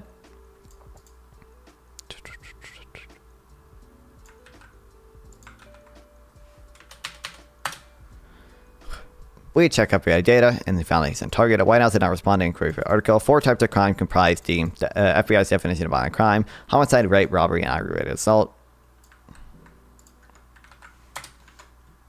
Over the past six decades, the FBI's methodology has changed in small ways to make such long-term comparisons apples to oranges. Notably, the FBI changed its definition of rape in 2013 to expand the types of physical contact that are considered rape. This means recent data on rape shows that more cases, making the overall violent crime rate higher than the old definition. To test Biden's claim, we used a set of FBI crime data assembled by Jeff Asher, analyst of Data Linux. Asher collected data from 1960 to 2022, using data for original definitions of rape to enable apple-to-apples comparison at the time.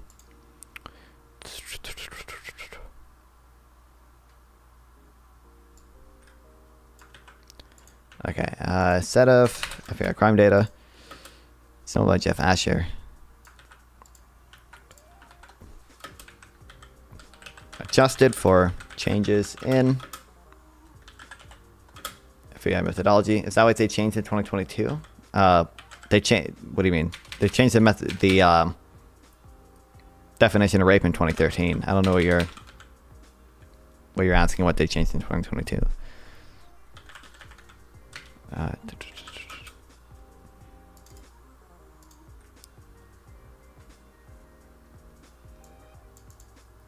Broadly, the violent crime rate rose to the 1970s and the 80s, peak in 1991, and falling since, according to its analysis.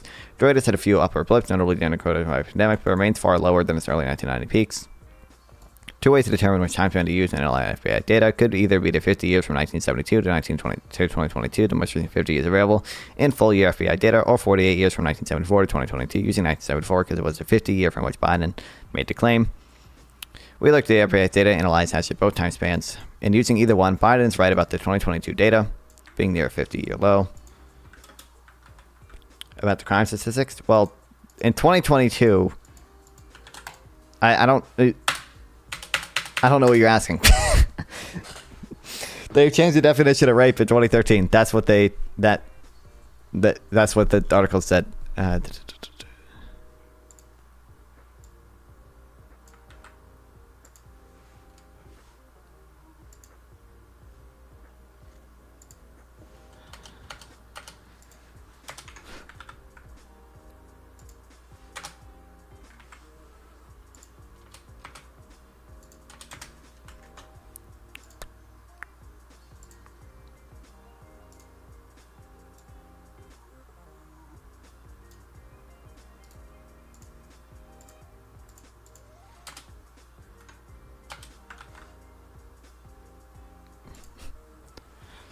Other types of crime surveys, including the National Crime Victimization Survey, show current levels of violent crime far lower than the peak in 1990s.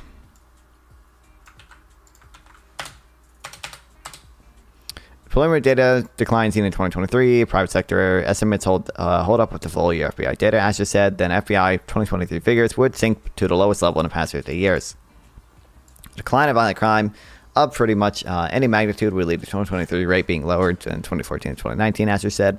But Biden's crime statement counts it as near 50-year low, which is accurate. Biden's statements about violent crime is absolutely true. Center for Recording Crime Data. Oh, you're talking about the way they changed collecting data. Yeah, they did change the way they collect data in I think it was in 2021.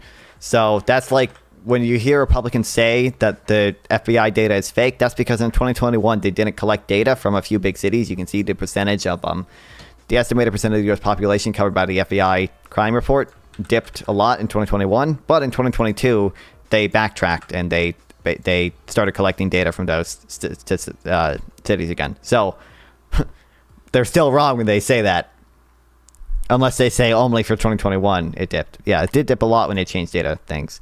The FBI estimates crime counts fill in the gaps. Blah blah blah. Hold on.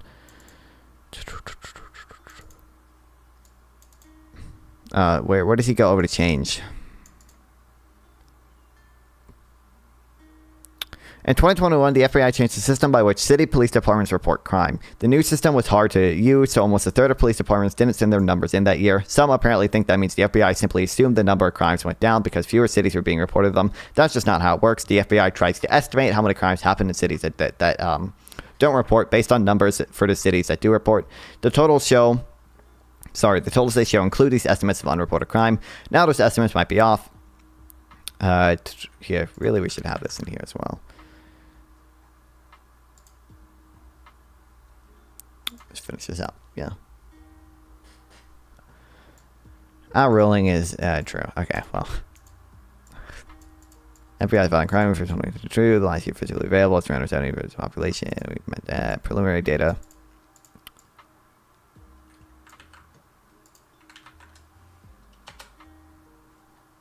Wild.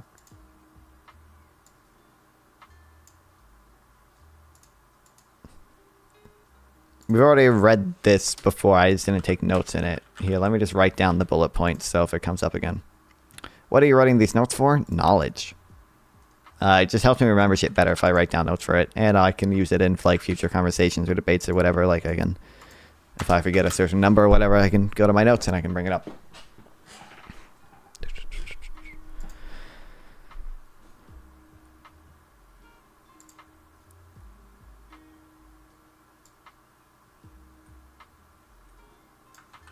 Okay, 2021. FBI changed the way city police departments report a crime. I know it's harder to use, so almost a third of police departments didn't send their numbers that year.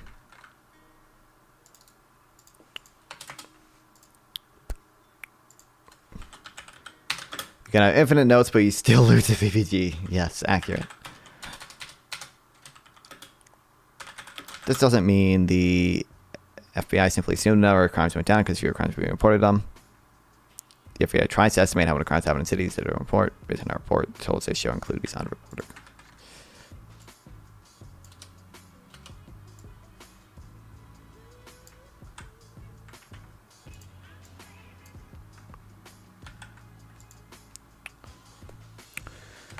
What is the PPG meme? What do you mean? Do you not know who PPG is, Bob Marley?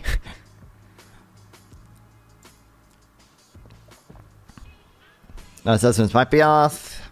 If the cities where crime is increased the most, or the ones that fail to report, the FBI could have missed this.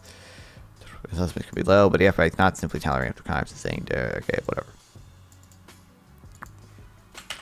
Okay, so in 2022, the FBI backtracked. Or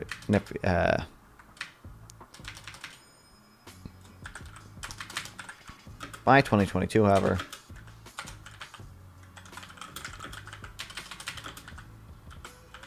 the problem has basically been fixed.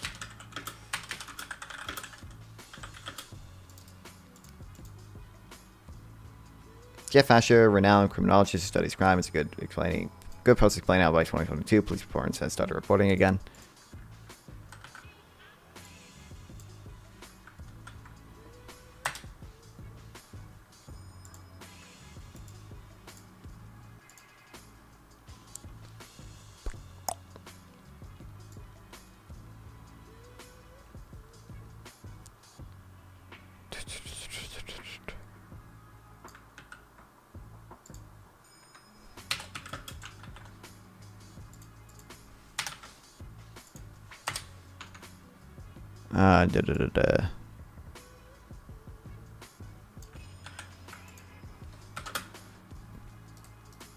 Here's a key graph. Who's PPG? He's basically a political streamer who's an interesting fella. He's a political streamer on Twitch. Well, actually not on Twitch anymore. He's now banned from Twitch. He's banned because what he used to do is when he got a certain number of subs, he would pee in bottles or pee on the floor. I think he probably also did it without even being paid for it sometimes. Oh, what's up, Girly Bear? Welcome back. I'm assuming you were lurking, but yeah, he's been banned. He likes to pee on the floor and likes to argue, yeah. He's a, like, socialist leaning... I mean, he is a socialist, but he's like a, I don't want to say like a moderate, so he's a socialist, but he still like votes Democrat. He's not like a tanky, like he's like a relatively reasonable socialist dude, to the extent that those terms aren't mutually incompatible. But he streams on Kick and Twitch now. He makes like a new Twitch account like every 30 minutes because they ban him every 30 minutes or whatever. He no longer pees on the floor as far as I know. Oh, he gets drunk every stream too, and he's bald. He's bald, he's Mexican, and he gets drunk every stream, like really drunk. Like he drinks so many beers. I've heard of the guy that pees in bottles. That the alcohol. Yes, the alcoholic too. Yes.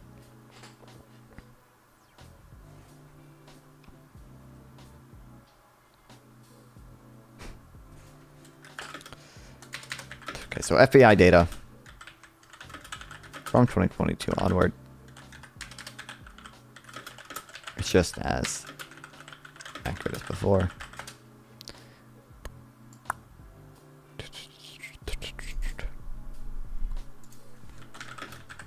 FBI also isn't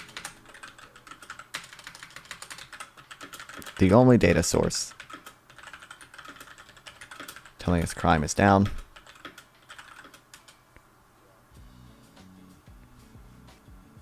Faster is his own crime data collected by his company, AH Analytics.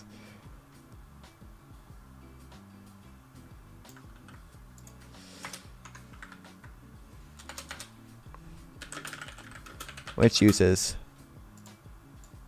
data from police department for the crime numbers.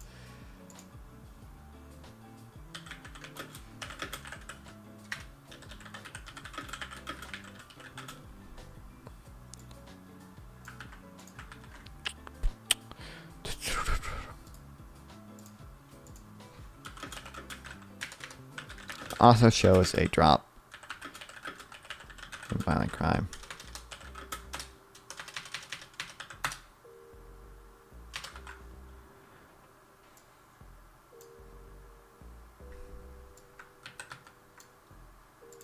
Why? I don't have that selected. I should only have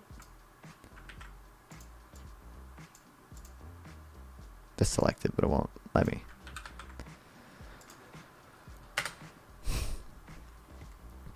Another data source is the Council of Criminal Justice. Look at a sampling of 38 U.S. cities and tries to track crime reports of the city. They find drops in almost every type of crime since 2021, including murder, although the drop is less than the one Asher finds.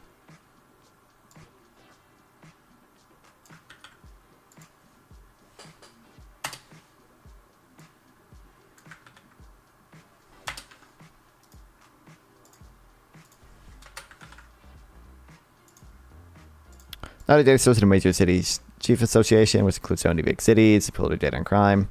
But only comes to fracking of crime in America. It's clear that crime rates are falling.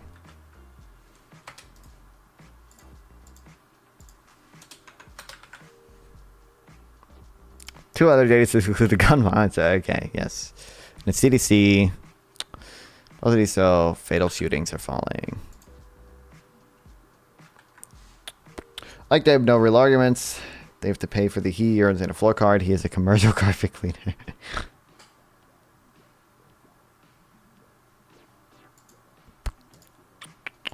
I'm pretty sure in the debate I had with PPG, the most recent one at least, the wealth tax one, I don't think I ever restored to the piano floor thing. That's the only formal debate we've had. The first time I debated him, I didn't even know he peed on the floor, so I didn't even bring it up then.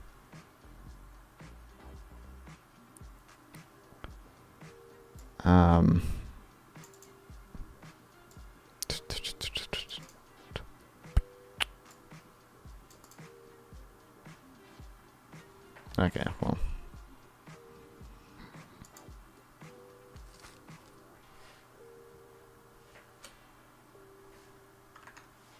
But it's unquestionably tough and crap. President Fuhrer moment due to fund police came around and Kai banning came out strong. Against an Israeli presidency. He proposed a plan to put out 100,000 more cops in streets of America.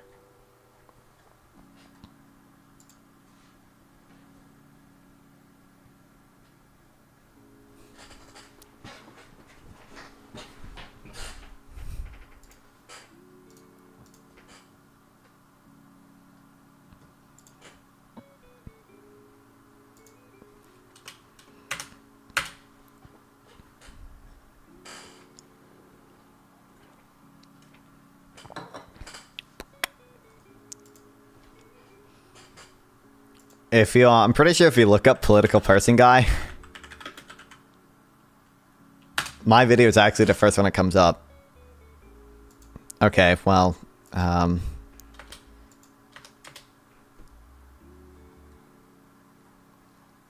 first one that actually includes him, I'm pretty sure is mine.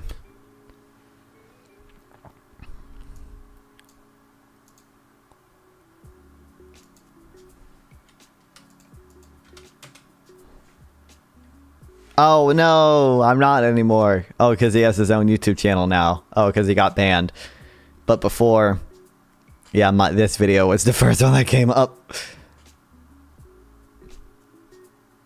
Oh, and we have some of Nader's videos. And then there's my video again. And this one.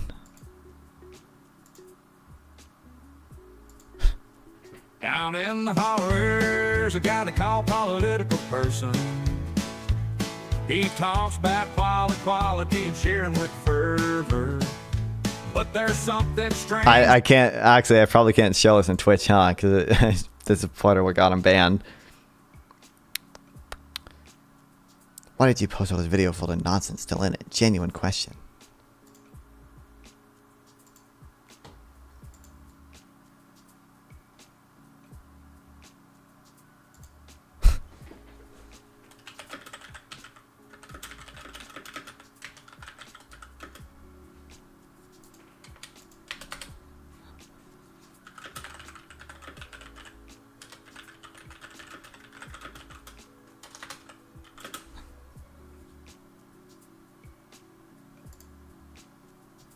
This isn't even, this VOD is like just my Wi-Fi messing up.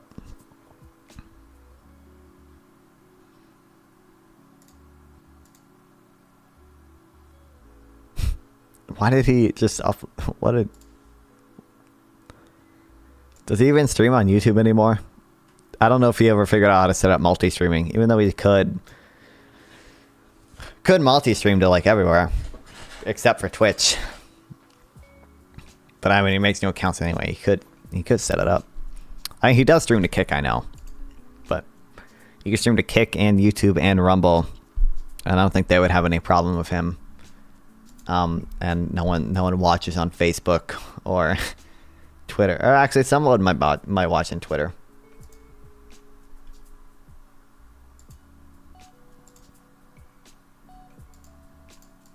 I don't know if he has a Twitter following at all. Sometimes, I mean, he adds everyone in the server to go over to just tell people about tweets. So, you know, maybe he does. He clearly uses it a lot, but he gets most of his news from Twitter.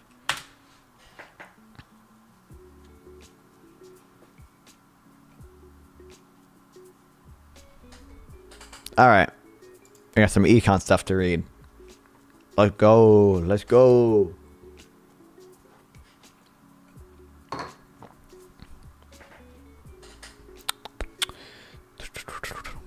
What's this, Subway Surfers?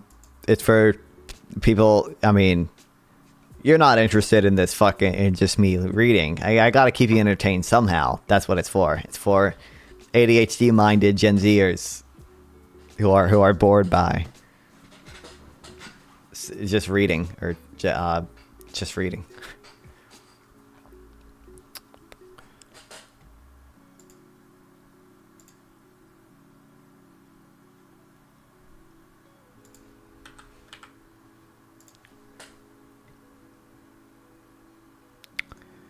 I'm trying to think where. I think I had it in this.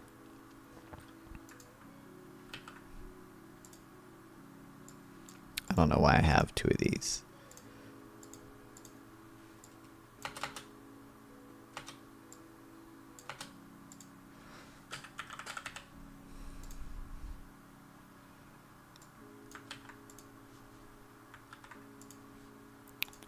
Assessing the state of household finances in 9 charts.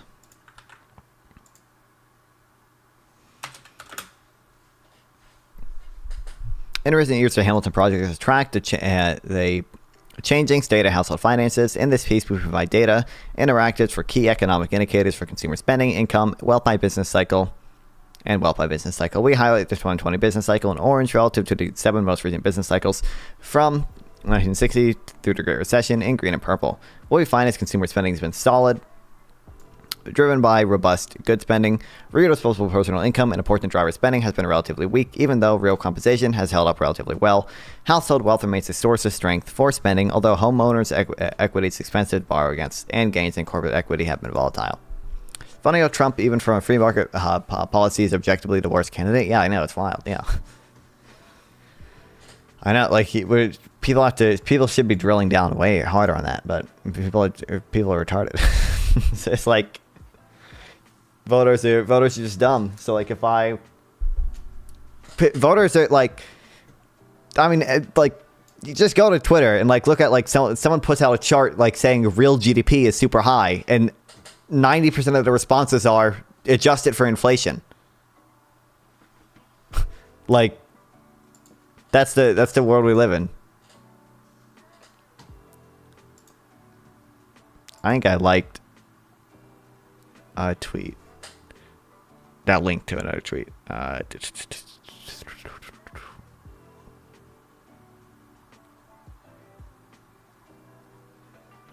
I use Twitter too much.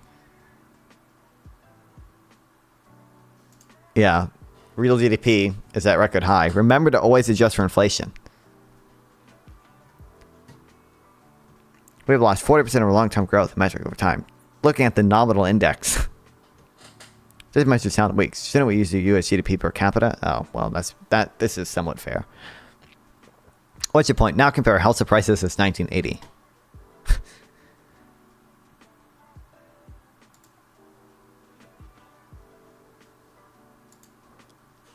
It's wild. Anyway. Is Threads any good? I actually don't know. Like, they did finally launch a website for it. From Big Alpha is the greatest things ever invented. Yeah, he's insane. Yeah, I don't think he knows what a tariff. Either he's lying or doesn't know what a tariff is. I don't know. This I mean, I don't really use Threads ever. Sometimes when I'm on Instagram, it gives me a notification that says Paul Krugman posted a thread that you might like, because I think Paul Krugman's the only person I follow that actually that actually posts on Threads. So that's the only time I use Threads is Paul Krugman is tweeting out a chart and he's like, inflation was transitory. I'm like, that's so true.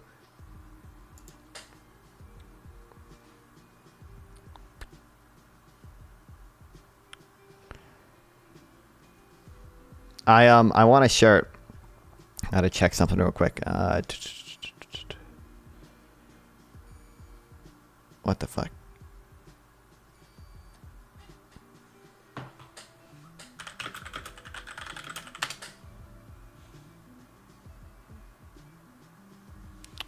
I want a shirt. There's a shirt that I saw that has Jerome Powell, and it says inflation is transitory, and I need to edit it so it says inflation was transitory. I think it would go hard.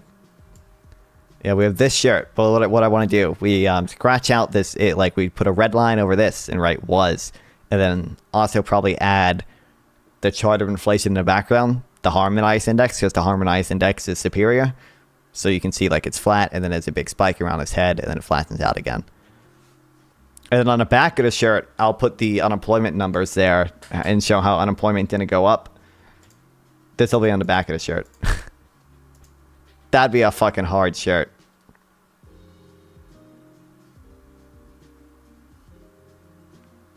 I got Christmas sweater with inflation is transitory past vowel based. That's what I want. Fred. Harmonized. Index of consumer price. So you can see this. This is indexed year over year.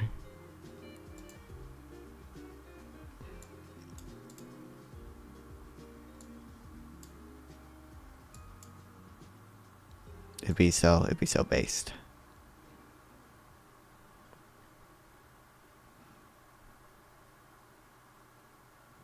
Isn't there another harmonized index this low? Is this, or do I have it?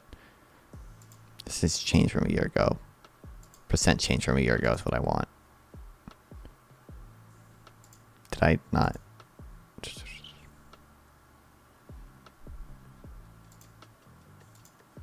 I thought we were under. Oh no, we are. Under, okay, never mind. Anyway, that's what I want. I'll have to put that together at some point. Okay.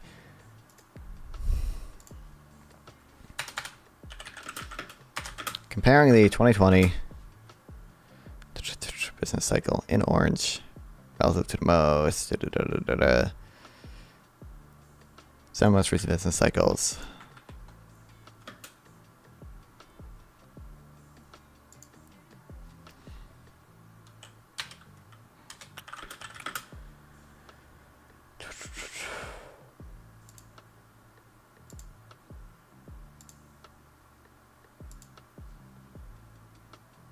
We find that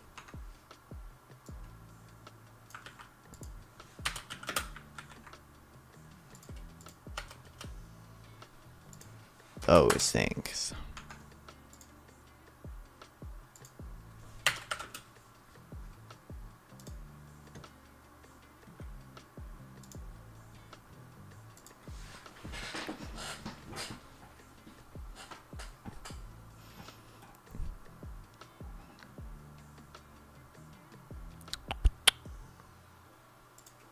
Percent change in overall personal consumption expenditures since business cycle peak.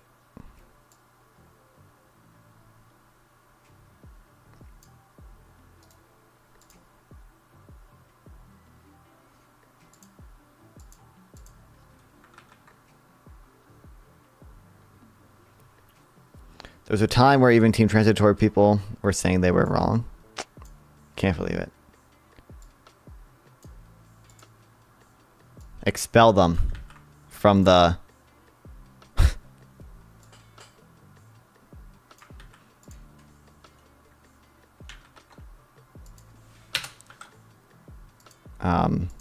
take the Keynesian cult. Further interactive chart shows percent change in real personal consumption expenditures since the business cycle peak. Overall goods and services since the previous business cycle peak. 8 quarters after the recent business cycle peak. Growth in total consumer spending looked quite strong while the business cycle has been moderated. 18 quarters in total. Spending now stands 12% higher than late 2019. That was growth on par with 1990 business cycle, but below all others. At this point, low all others at this point in the cycle, except the 2007 cycle. After the recession, it took almost 8 years for spending to rise to a similar amount. Yeah, we flecked ourselves in that one. In the current cycle, good spending has grown much more than service spending. The surge in good spending through 2021 was significant. Significant enough that even with modest subsequent growth, only in recent quarters does the cumulative growth in good spending look comparable to any other business cycle we examine. In contrast, the growth in service spending looks quite weak relative to previous business cycles. Awful time. Larry Samuels is right on everything.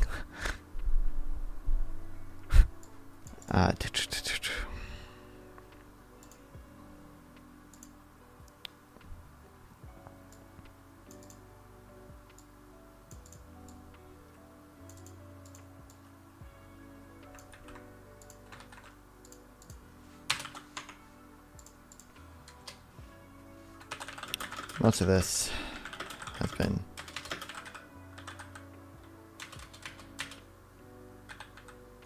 concentrated in good spending. Where service spending looking relatively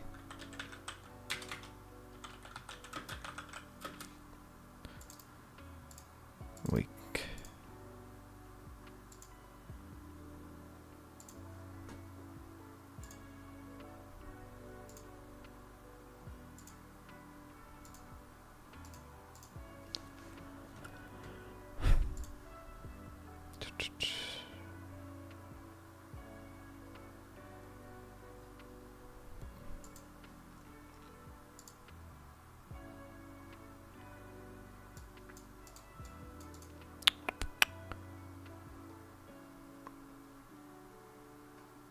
Percent change in real disposable personal income since peak business cycle.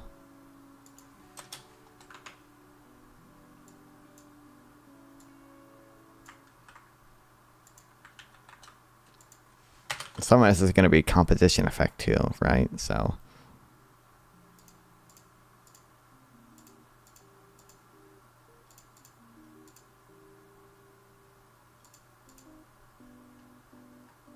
why does it let you change it?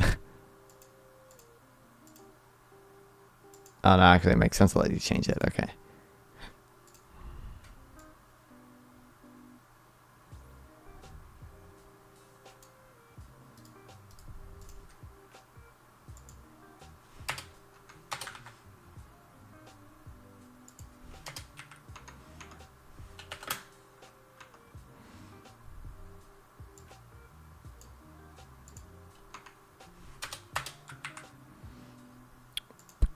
I want this one in here as well.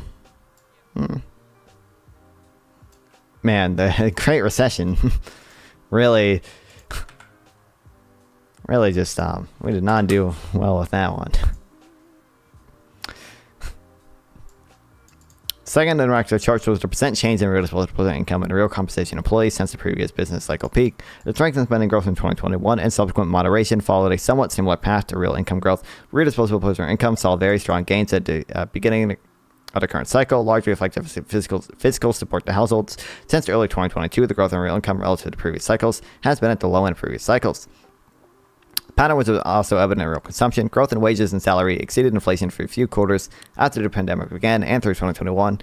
Compensation growth is strong compared to previous cycles. Since then, real compensation has continued to grow modestly. The cumulative growth of real compensation through this point in the business cycle has been much stronger than the 2007 cycle. At this point in the 2007 cycle, real compensation was still lower, and today real compensation is 8% higher than in the peak of 2019. Taking a broader view, a recent analysis shows the pace of compensation in the current cycle has matched the trend in compensation from 2007 to 2019. Probably because the Great Recession was likely in I forget how to pronounce it, endogenous crash. Androgynous? I forget how to pronounce it. But that is true. But also we just didn't spend enough.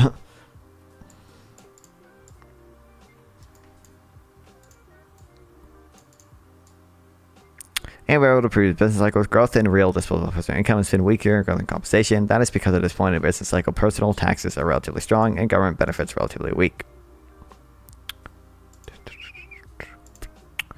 Change in household net worth. Household net worth to income ratio.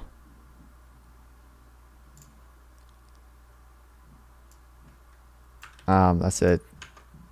I've never seen anyone using this metric before. Household net worth to income ratio. It's interesting. Oops.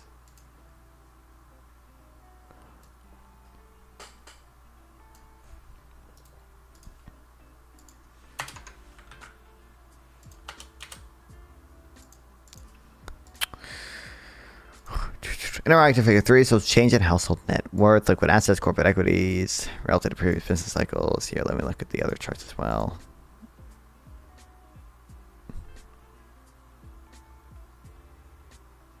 I mean, this kind of makes sense because of the stimulus, corporate entities,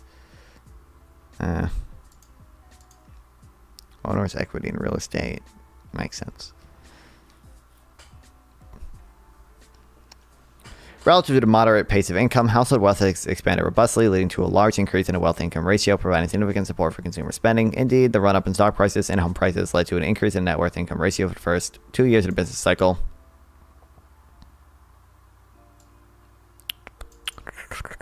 That was larger than any cycle since 1960. Although the wealth-to-income ratio has fallen since early 22, the cumulative increase at this point in a business cycle is still quite large relative to all but the 2001 cycle.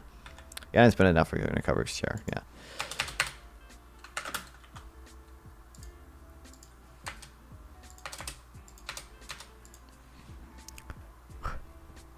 Increase in homeowners' equity to income ratio peaked at 0.6 in 2022, but even a deceleration in home prices since then, even with a deceleration in home prices since then, the increase in the ratio at this point is still, in the current cycle, it's significantly higher than in previous cycles. That boost to homeowners' balance sheets is encouraging greater consumer spending. However, the spending is likely being financed by a reduction in savings out of income rather than borrowing against homeowners' equity because the high level of mortgage rates have made cash out refinancing expensive.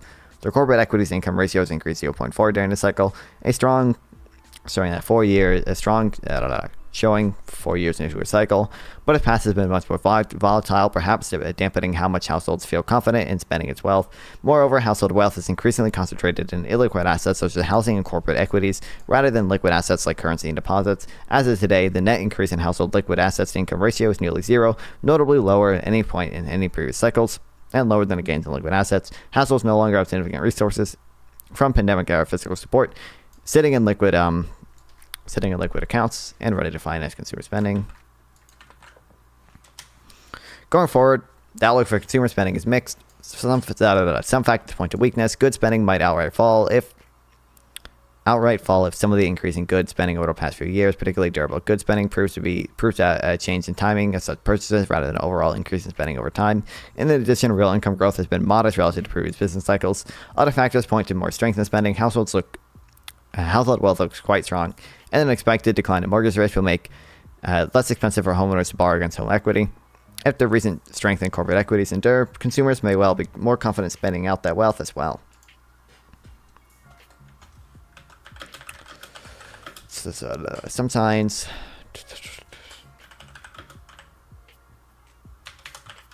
Point to a good outlook for consumer spending.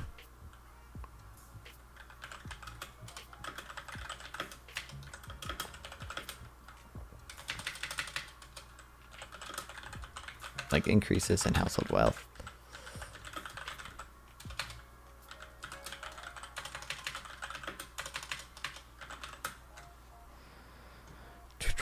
Others like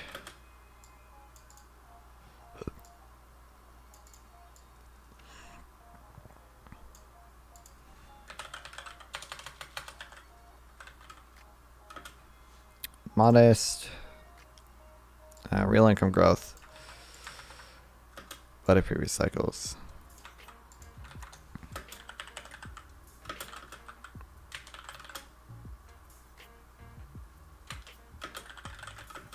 To worse spending growth.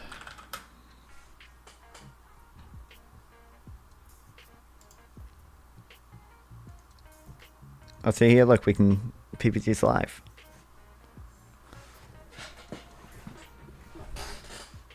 He's watching Bruce Lee be like water inspirational. Top tier political content.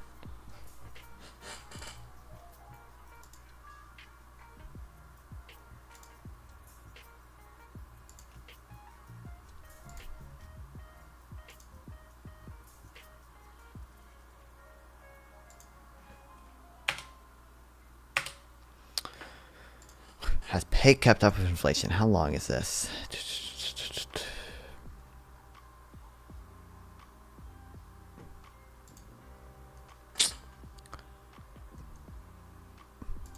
I don't know. Well, I have to read it tomorrow. It was a relatively short stream, but because I woke up early today and then didn't stream for a while, so I'm fucking tired. I have to edit the 2 things we watched, and then, or was it just one thing? I don't know. I forget. I gotta edit the shit, and I gotta